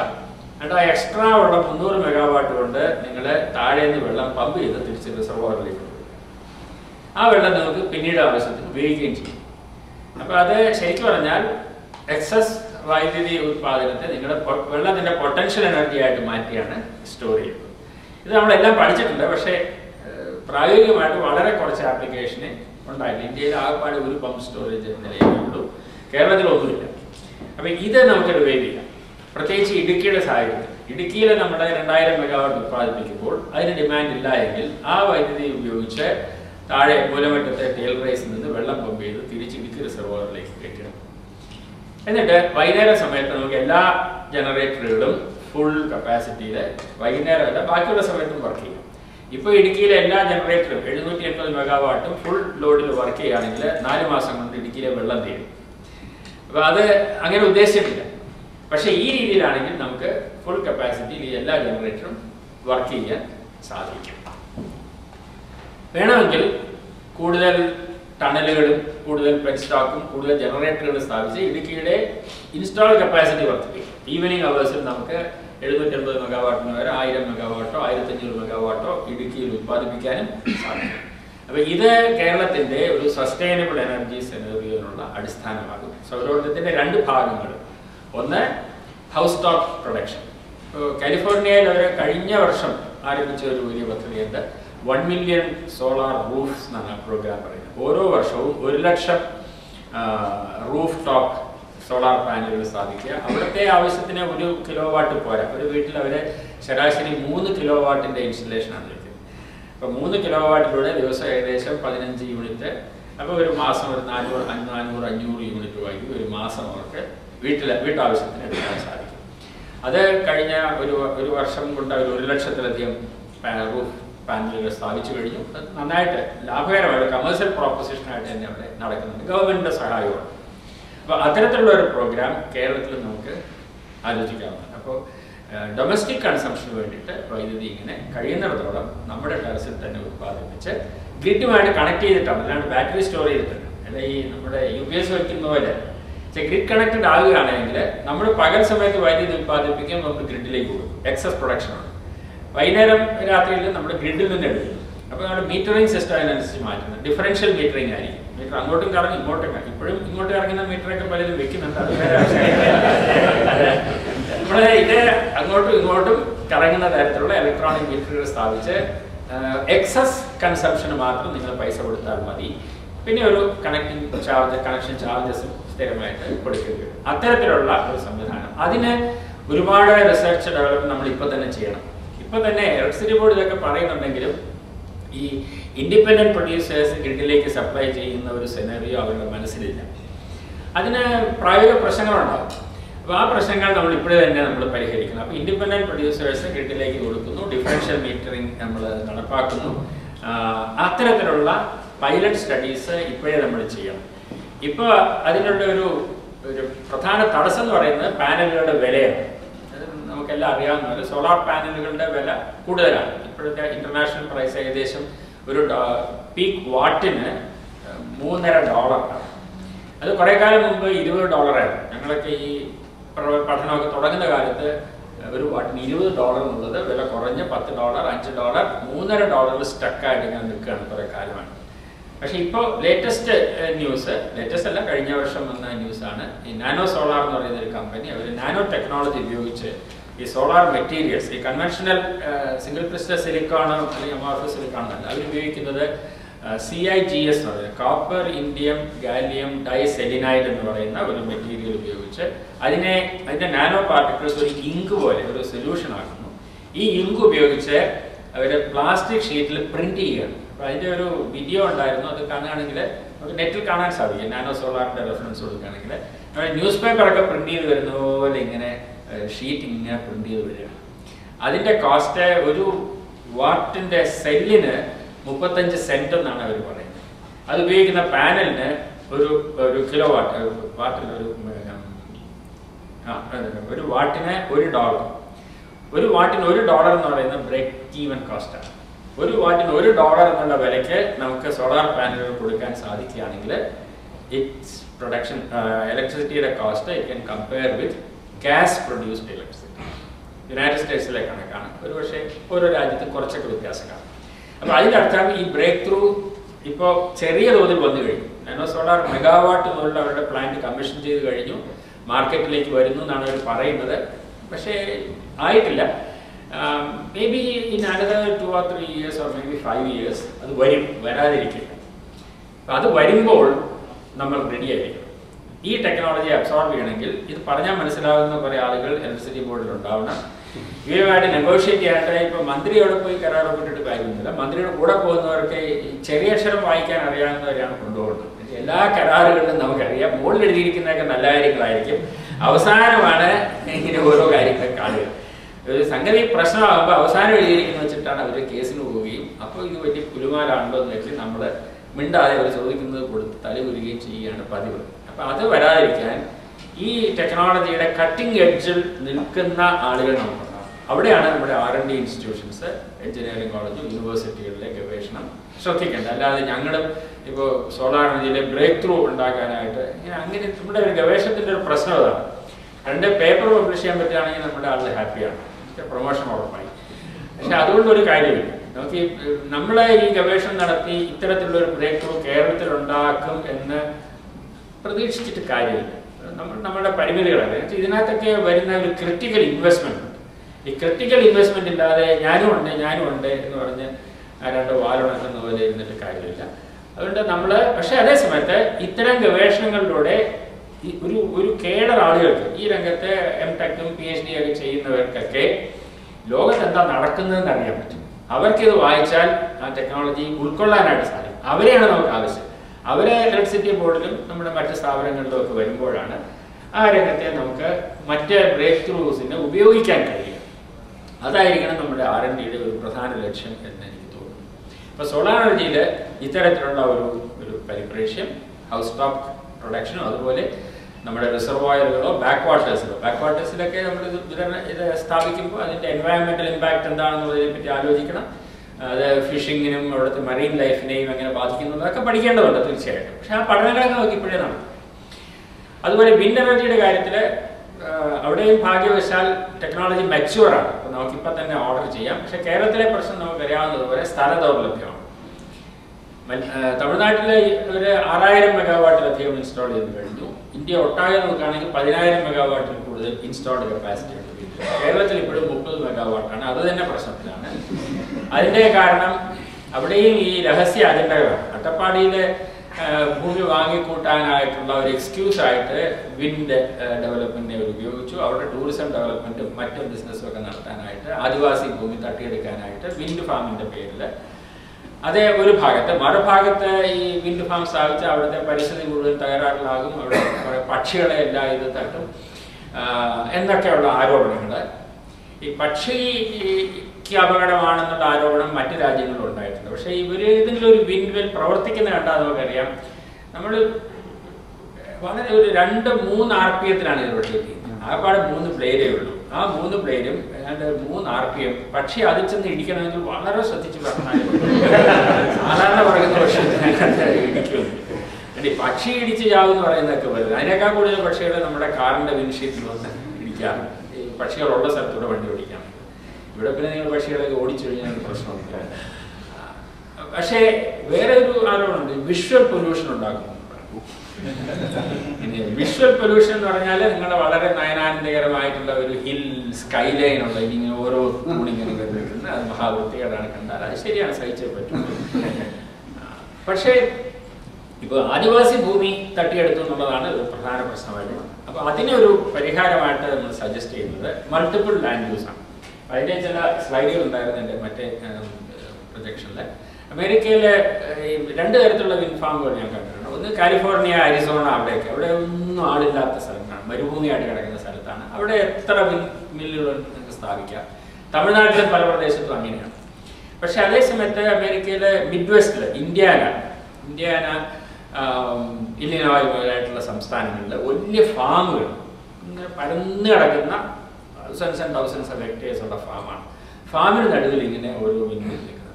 അവിടെ ഫാമിംഗ് നടക്കുന്നുണ്ട്. ഫാമിംഗ് നിർത്തിയിട്ടല്ല വിൻഡ് മില്ല് സ്ഥാപിച്ചിരിക്കുന്നത്. ഫാമിൻ്റെ നടുക്കൂടെ ആക്സസ് റോഡുകളുണ്ട്, അല്ലാതെ തന്നെ ഇവിടെ റോഡുകൾ കാണുന്നുണ്ട്. ആ റോഡിൽ ഒരു 10 സെന്റ് സ്ഥലം ടവർ സ്ഥാപിക്കാനുള്ള സ്ഥലം. ടവർ ഇങ്ങനെ മുകളിൽ നമ്മുടെ പാടത്തിൻ്റെ നടുവിൽ തെങ്ങ് വയ്ക്കുന്ന പോലെയാണ്.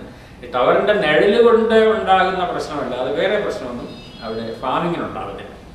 അട്ടപ്പാടിയിലും വാസ്തവത്തിൽ ഈ വിൻഡ് മില്ലിന് പറ്റിയ സ്ഥലം എന്ന് പറയുന്നത്, അട്ടപ്പാടിയിലെ ടോപ്പോഗ്രഫി അറിയാവുന്നവർക്ക് അറിയാം, അത് ഈ കുന്നുകളുടെയൊക്കെ നെറുകയാണ്. ആ റിഡ്ജ് ലൈനിൽ ഒരു റോഡ് കിട്ടുകയാണെങ്കിൽ അപ്പോൾ ആക്സസ്സായി അവിടെ ഈ ഓരോ വിൻഡ് മില്ല് സ്ഥാപിക്കുക. മിക്കവാറും ആദിവാസികളുടെ കൃഷിയൊക്കെ നടക്കുന്നത് കുന്നിൻ്റെ ചെരുവിലാണ്. ഈ കുന്നിൻ്റെ മുകളിലെ സോയിൽ ഡെപ്ത് വളരെ കുറവായിരിക്കും, വെള്ളം കിട്ടില്ല, അതുകൊണ്ട് മിക്കവാറും കൃഷിയൊന്നും ഉണ്ടാവില്ല. അതുകൊണ്ട് അവരുടെ കൃഷിക്ക് വലിയ പ്രശ്നം ഉണ്ടാകാത്ത രീതിയിൽ ഭൂമിയുടെ ഉടമസ്ഥത ആദിവാസിക്ക് തന്നെ ആയിക്കോട്ടെ, ഭൂമി അയാളുടെ പേരിൽ തന്നെ ഇരിക്കുന്നു. ഇവിടെ വിൻഡ് മില്ല് സ്ഥാപിച്ച് കറന്നെടുക്കാനുള്ള അവകാശം മാത്രം കമ്പനിക്ക് കൊടുക്കുന്നു. അതിന് ഒരു ആനുവൽ റെന്റ് ഫിക്സ് ചെയ്ത് കൊടുക്കുക. ഒരു വിൻഡ് മില്ലിന് ഒരു ആണ്ടിൽ 10,000 രൂപ എത്രയാണെന്ന് വെച്ചാൽ അത് നെഗോഷിയേറ്റ് ചെയ്ത് കൊടുക്കുക. മറ്റൊരു നിർദ്ദേശം വന്ന് ലാഭവിഹിതം ഇവർക്ക് കൊടുക്കണം എന്നുള്ളതാണ്.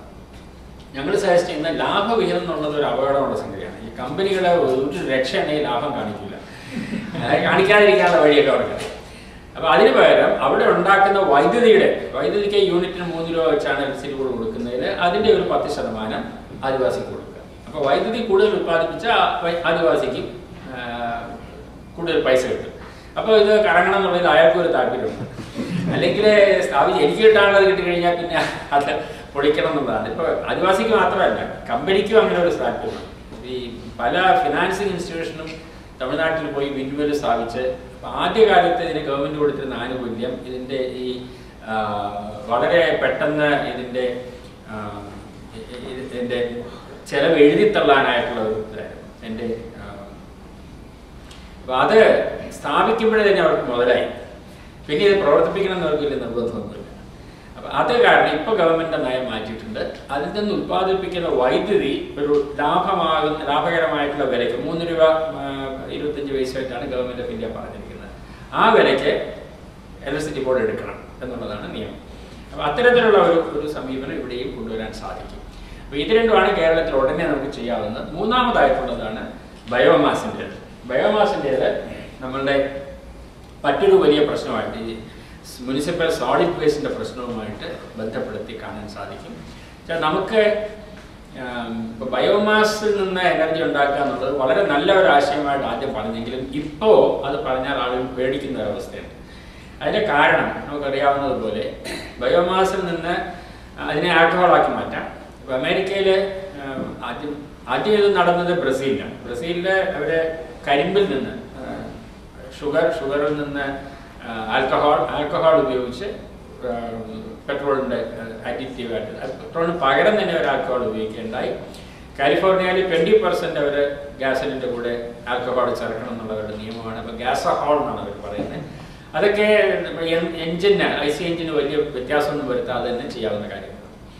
പക്ഷേ ഇത് ലാഭമാണെന്ന് കണ്ടതോടുകൂടി അമേരിക്കയിലെ കോൺ പ്രൊഡ്യൂസേഴ്സ് കോൺ ഉത്പാദനത്തിൻ്റെ 25% കഴിഞ്ഞ വർഷം ഈ ആൽക്കഹോൾ ഉത്പാദനത്തിന് വേണ്ടി അവർ ഡൈവേർട്ട് ചെയ്തു. അതിൽ നിന്ന് അവർക്ക് കൂടുതൽ ലാഭം കിട്ടുന്നു എന്ന് കണ്ടതോടുകൂടി ആ ഡൈവേർഷൻ ശക്തമാവുകയാണ്. അത് ഡൈവേർഷൻ വരുമ്പോൾ ഭക്ഷ്യ സുരക്ഷയെ അത് ബാധിക്കുന്നു. കോണിൻ്റെ മാർക്കറ്റിലേക്കുള്ള ഫുഡായിട്ട് മാർക്കറ്റിലേക്ക് വരുന്നത് കോണിൻ്റെ വരവ് കുറഞ്ഞു. അത് അന്താരാഷ്ട്ര തലത്തിൽ ഫുഡ് പ്രൈസസിനെ പ്രതികൂലമായിട്ട് ബാധിച്ചു. എത്യോപ്യയിലൊക്കെയുള്ള ഭക്ഷ്യക്ഷാമം ഈ വരവ് കോണിനെ ആശ്രയിച്ച് എന്നല്ല. കോണിന് ദൗർലഭ്യം വരുമ്പോൾ നമുക്കറിയാം, എക്കണോമിക്സ് പഠിച്ചിട്ടുള്ളതുപോലെ കോണിന് പകരം കഴിക്കുന്ന ധാന്യങ്ങളുടെ വിലയിലും വർധനമുണ്ടാകും. ഗോതമ്പിൻ്റെ വില വർദ്ധിക്കും, അരിയുടെ വില വർദ്ധിക്കും. അതുകൊണ്ട് ഫുഡ് മെറ്റീരിയൽസിൻ്റെ ഡൈവേർഷൻ ഇപ്പോൾ ആരും ഫേവർ ചെയ്യുന്നില്ല, എക്സെപ്റ്റ് കോൺ പ്രൊഡ്യൂസേഴ്സ്. അവർക്ക് ലാഭം കിട്ടിയാൽ മതി. ബാക്കി ഇപ്പോൾ ഊർജ്ജ ആസൂത്രണത്തെ പറ്റി ചിന്തിക്കുമ്പോൾ ഫുഡ് ഡൈവേർഷൻ ആരും ഇഷ്ടപ്പെടുന്നില്ല. ഇന്ത്യയിൽ അത് കരുതി തന്നെയാണ് നമ്മൾ പറയുന്നത്. ഇന്ത്യയിൽ ജത്രോഫയാണ് നമ്മൾ വലിയ പ്രതീക്ഷ അർപ്പിക്കുന്ന ഒരു സാധനം. ജത്രോഫ എന്ന് പറയുന്നത് ഈ കടലാവണക്കെട്ട്, കാട്ടാവണക്കിൻ്റെ ഒരു വകഭേദമാണ്. അത് ആരിഡ് സോൺസിൽ വലിയ മഴയില്ലാത്ത സ്ഥലത്തും വളരും. നമുക്ക് വേലി പത്തലായിട്ടൊക്കെ വളർത്താം. അതുകൊണ്ട് ജത്രോഫയിൽ നിന്ന് നമുക്ക് അവിടെ ആൽക്കഹോൾ എല്ലാം ഉണ്ടാക്കുന്ന ബയോഡീസൽ. അപ്പോൾ അതിൽ ബയോഡീസൽ ഉണ്ടാക്കാനുള്ള ടെക്നോളജിയൊക്കെ ഇന്ത്യയിലുണ്ട്. ഒരുപാട് പേര് ഉണ്ടാക്കുന്നുണ്ട്. പക്ഷെ അവിടെയും പ്രശ്നം വന്നിരിക്കുന്നത് ഇപ്പോൾ ജാർഖണ്ഡിൽ അവർ 6 ലക്ഷം ഹെക്ടർ ജത്രോഫയിലേക്ക് മാറ്റാനായിട്ട് തീരുമാനിച്ചിട്ടുണ്ട്. അപ്പോൾ ഈ ജത്രോഫ കൂടുതലും അവരുടെ ക്ഷയിച്ച് കിടക്കുന്ന ഫോറസ്റ്റ് ലാൻഡിൻ്റെ കൺവേർഷനാണ് ഇപ്പോൾ വരുന്നത്. ഇപ്പോൾ ഫോറസ്റ്റ് ലാൻഡിൽ നമ്മൾ റബ്ബർ നടുന്നത് പോലെ അവർ ജത്രോഫ നടാനുള്ള പ്രോഗ്രാം. തമിഴ്നാട്ടിൽ ഞാൻ കഴിഞ്ഞ അടുത്ത കാലത്തിലേക്ക് പോയപ്പോൾ അവിടുത്തെ ഒരു ഫാർമർ വളരെ സന്തോഷത്തോടുകൂടി എന്നോട് പറഞ്ഞതാണ്, സാർ കഴിഞ്ഞ സീസണിൽ ഞങ്ങൾ ഇവിടെയൊക്കെ പച്ചക്കറിയാണ് നട്ടിരുന്നത്, ഇപ്പോൾ ജത്രോഫ അതാണ് ലാഭം എന്ന് പറയുന്നത്. അപ്പോൾ പച്ചക്കറി നട്ടിരുന്ന സ്ഥലത്ത് ജത്രോഫ നടുന്നത്. നമ്മൾ കപ്പ നട്ടിരുന്ന സ്ഥലത്ത് റബ്ബർ നട്ടിരിക്കുന്ന ആളുകളായതുകൊണ്ട് എനിക്കത് ചെയ്യാൻ പാടില്ല എന്ന് പറയാനും പറ്റില്ല. ഇതൊക്കെ മലയാളികൾ മാത്രമേ ഇങ്ങനെയൊക്കെ ചെയ്യാവുള്ളൂ, ബാക്കിയുള്ളവർ ഇങ്ങനെ ചെയ്താൽ മോശമാണെന്ന് നമ്മുടെ ഒരു സമീപനം. പക്ഷെ അത് സംഭവിക്കും എന്ന് തന്നെയല്ല. ജത്രോഫയ്ക്ക് ഇറിഗേഷൻ ആവശ്യമില്ല എന്ന് പറയുന്നുണ്ടെങ്കിലും ഇറിഗേഷൻ കിട്ടിയാൽ അത് മുഷിയൊന്നുമില്ല. ഇറിഗേഷൻ ഉണ്ടെങ്കിൽ കൂടുതൽ വളരും, കൂടുതൽ ഈടുണ്ടാവും, ലാഭം കൂടുതലുണ്ടാവും. അപ്പോൾ ഇറിഗേഷൻ ഡൈവേർട്ട് ചെയ്യപ്പെടും. അതുകൊണ്ട് പൊതുവെ ഇത്തരത്തിൽ ഫുഡ് മെറ്റീരിയലിൻ്റെ ഡൈവേർഷൻ മാത്രമല്ല, ഫുഡ് ക്രോപ്പിനുള്ള ഏരിയ ഡൈവേർട്ട് ചെയ്യുന്നത് പോലും നമ്മൾ വളരെ സൂക്ഷിച്ച് കാണേണ്ട ഒരു സംഗതിയാണ്. പക്ഷെ വേറൊരു സാധ്യത കേരളത്തിൽ നമുക്ക് എപ്പോഴും സസ്റ്റൈനബിൾ ബയോമാസ് എന്ന് പറയുന്നത് നമ്മുടെ തെങ്ങിൻ്റെ അവശിഷ്ടങ്ങളാണ്. ഈ കൊതുമ്പ്, കവളം മടലം മുതലായത് അതൊക്കെ ഇപ്പോൾ എന്ത് ചെയ്യണമെന്ന് ആർക്കും അറിയില്ല. പിന്നെ ഭാഗ്യത്തിന് ഇപ്പോൾ തെങ്ങ് കയറാനും ആളെ കിട്ടാത്തതുകൊണ്ട് തെങ്ങ് തന്നെ ആളുകൾ വെട്ടിക്കളയുന്നതാണ് ലാഭം എന്ന ഒരു അവസ്ഥയിലേക്ക് വരുന്നുണ്ട് ചെറുകിട ഉത്പാദകരുടെ കാര്യം. പക്ഷെ എന്നാലും തെങ്ങ് കേരളത്തിൽ ഇനിയും കുറേ കാലത്തേക്ക് ധാരാളം ഉണ്ടാകും. തെങ്ങിൻ്റെ അവശിഷ്ടങ്ങളെ നമുക്ക് ഗ്യാസിഫയറിലൂടെ പ്രൊഡ്യൂസർ ഗ്യാസ് ആയിട്ട്, ഇതൊക്കെ നമ്മൾ പണ്ട് കെമിസ്ട്രി പഠിച്ചതാണ്, എന്നാലും ഒരു പ്രയോജനം ഉണ്ടാകുമെന്ന് കരുതിയിരുന്നില്ല. ഇപ്പോൾ ഗ്യാസ് എഞ്ചിനൊക്കെ തിരിച്ചു വരികയാണ്. ഗ്യാസ് എഞ്ചിൻ എന്ന് പറഞ്ഞാൽ വളരെ പഴയ സംഗതിയാണ്, നിങ്ങൾക്കാർക്കും ഓർമ്മ കാണില്ല. സെക്കൻഡ് വേൾഡ് വാർ കഴിഞ്ഞിട്ടുള്ള സന്ദർഭത്തിൽ തിരുവിതാംകൂറിലൊക്കെ ഈ കരി ഗ്യാസ് എഞ്ചിൻ വെച്ചിട്ടാണ് ബസ് ഓടിച്ചിരുന്നത്. ഇങ്ങനെ ബസ്സിന്റെ പുറയിൽ ഒരാൾ ഇങ്ങനെ കരി കോരിയിടാനായിട്ട് ഒരാൾ കാണും. ബസ് യാത്ര ചെയ്യുന്നവരൊക്കെ വീട്ടിലെത്തുമ്പോഴത്തേക്കും നല്ല കരി പുരണ്ടവരായിട്ട് മാറും. അങ്ങനെ ഒരു കാലം ഉണ്ടായിരുന്നു. അത് മാറിയത് പെട്രോളും ഡീസലും വില കുറഞ്ഞ് കിട്ടി തുടങ്ങിയപ്പോഴാണ്. പക്ഷെ ഇപ്പോൾ നമ്മൾ തിരികെ കരി എഞ്ചിനിലേക്ക് പോകും, ഗ്യാസ് എഞ്ചിനിലേക്ക്. പക്ഷെ അന്നത്തെ ഗ്യാസ് എഞ്ചിനല്ല, ഇപ്പോൾ വളരെ സൊഫിസ്റ്റിക്കേറ്റഡ് ഗ്യാസ് എഞ്ചിനുകൾ ഉണ്ടാകുന്നുണ്ട്. അതിൽ Indian institute of science Bangalore ലോകത്തിൽ തന്നെ ഒരു ലീഡിംഗ് ഇൻസ്റ്റിറ്റ്യൂഷനാണ്, R&D ഇൻസ്റ്റിറ്റ്യൂഷനാണ്. അവരുമായിട്ട് ബന്ധപ്പെട്ട് കുറച്ച് വർക്ക് ഞങ്ങൾ IRTCയിൽ ചെയ്തിട്ടുണ്ട്. അതിൽ ഇന്ത്യൻ ഇൻസ്റ്റിറ്റ്യൂട്ട് ഓഫ് സയൻസിൽ സാധാരണ ഒരു ഗ്യാസ് എഞ്ചിൻ ഡെവലപ്പ് ചെയ്യുന്ന ഫയർവുഡ് ചെറിയ പീസായിട്ട് കട്ട് ചെയ്തിട്ട് അത് ഫീഡ് ചെയ്യാണ് ചെയ്യുന്നത്. അതിനെയാണ് ഗ്യാസാക്കി മാറ്റുന്നത്. അതിന് പകരം ഈ കവളം മടൽ, നമ്മുടെ ഉണങ്ങിയ മടൽ ചെത്തി കഷ്ണമാക്കിയിട്ട് അതിനുവേണ്ടി അത് യന്ത്രങ്ങൾ ഉപയോഗിക്കേണ്ടി വരും. ഒരാളെ ഇരുത്തി മുറിക്കുകയാണെങ്കിൽ മുതലാവില്ല. അപ്പോൾ ആ അവശിഷ്ടങ്ങൾ, തെങ്ങിൻ്റെ അവശിഷ്ടങ്ങൾ ഫീഡ് ചെയ്ത് ഗ്യാസിഫൈ ചെയ്യാമെന്ന് ഞങ്ങൾ സ്ഥാപിച്ചിട്ടുണ്ട്. അതിൻ്റെ കമ്മ്യൂണിറ്റി ഗ്യാസ് പ്ലാന്റുകൾ, ഒരു വാർഡിൽ ഒരു ചെറിയ ഗ്യാസ് പ്ലാന്റ് ഉണ്ടെങ്കിൽ അവരുടെ വീടുകളിലേക്ക് നമുക്ക് പൈപ്പിൽ കൂടെ കുക്കിംഗ് ഗ്യാസ് ആയിട്ട് കൊടുക്കാൻ സാധിക്കും. അപ്പോൾ നമ്മുടെ ഒരു സസ്റ്റൈനബിൾ എനർജി സെനാറിയോയിൽ വീട്ടിലെ കുക്കിംഗ് ഗ്യാസ് എന്തായിരിക്കും എന്ന് ആലോചിക്കുകയാണെങ്കിൽ ഇത് മാത്രമേ ഒരു വഴിയുള്ളൂ എന്നാണ് ഞങ്ങൾക്ക് തോന്നുന്നത്. എന്നുവെച്ചാൽ LPG എന്ന് പറയുന്നത് ഈ പറഞ്ഞ പോലെ പെട്രോളിയം അലഭ്യമാകുമ്പോൾ LPGയും കിട്ടാതാവും. അപ്പോൾ ഇത്തരത്തിൽ ബയോമാസിനെ നമ്മളെ പരിഷത്തിന്റെ അടുപ്പ് കൊണ്ട് വെച്ചാൽ ആളുകൾക്ക് സ്വീകാര്യമാവില്ല. വെച്ചാൽ ഗ്യാസിൽ കുക്ക് ചെയ്ത് പഠിച്ചു കഴിഞ്ഞാൽ പിന്നെ മറ്റേതിലേക്ക് ആൾ പോകില്ല. അപ്പോൾ ഗ്യാസിൽ കുക്ക് ചെയ്ത് പഠിച്ചു കഴിഞ്ഞാൽ പിന്നെ ഗ്യാസ് സ്റ്റൗ തന്നെ വേണം. അപ്പോൾ ഒന്നുകിൽ ഈ ചെറിയ തോതിൽ തന്നെ വീട്ടിലെ അടുപ്പിൽ തന്നെ വുഡ് ഗ്യാസിഫിക്കേഷൻ അല്ലെങ്കിൽ പൈറോലിസിസ് ചെയ്യുന്ന സ്റ്റൗകൾ ഇപ്പോൾ മാർക്കറ്റിൽ വന്നു തുടങ്ങിയിട്ടുണ്ട്. അത് ഒരു സാധ്യതയാണ്. മറ്റൊന്ന് കമ്മ്യൂണിറ്റി ഗ്യാസിഫയർ സ്ഥാപിച്ച് അതിൽ നിന്ന് പൈപ്ഡ് ഗ്യാസ് വീടുകളിലേക്ക് കൊടുക്കുക. അതിലും കുറേ പ്രശ്നങ്ങളൊക്കെ നമുക്ക് പരിഹരിക്കാമെന്ന് വെച്ചാൽ ഈ പ്രൊഡ്യൂസർ ഗ്യാസ് എന്ന് പറയുന്നതിൽ കാർബൺ മോണോക്സൈഡ് ഉണ്ട്. കാർബൺ മോണോക്സൈഡ് വളരെ പോയിസണസ് ആയതുകൊണ്ട് അതിൽ ഈ മെർക്കാപ്റ്റൻസ് എന്തെങ്കിലും ഈ ലീക്ക് ഉണ്ടെങ്കിൽ ഉടനെ നാറ്റം അടിക്കുന്ന തരത്തിലുള്ള എന്തെങ്കിലും അഡിറ്റീവ് ചേർത്ത് ലീക്ക് ഡിറ്റക്ട് ചെയ്യാനും ലീക്ക് തടയാനുമുള്ള സംവിധാനങ്ങളൊക്കെ ഉണ്ടാകേണ്ടതുണ്ട്.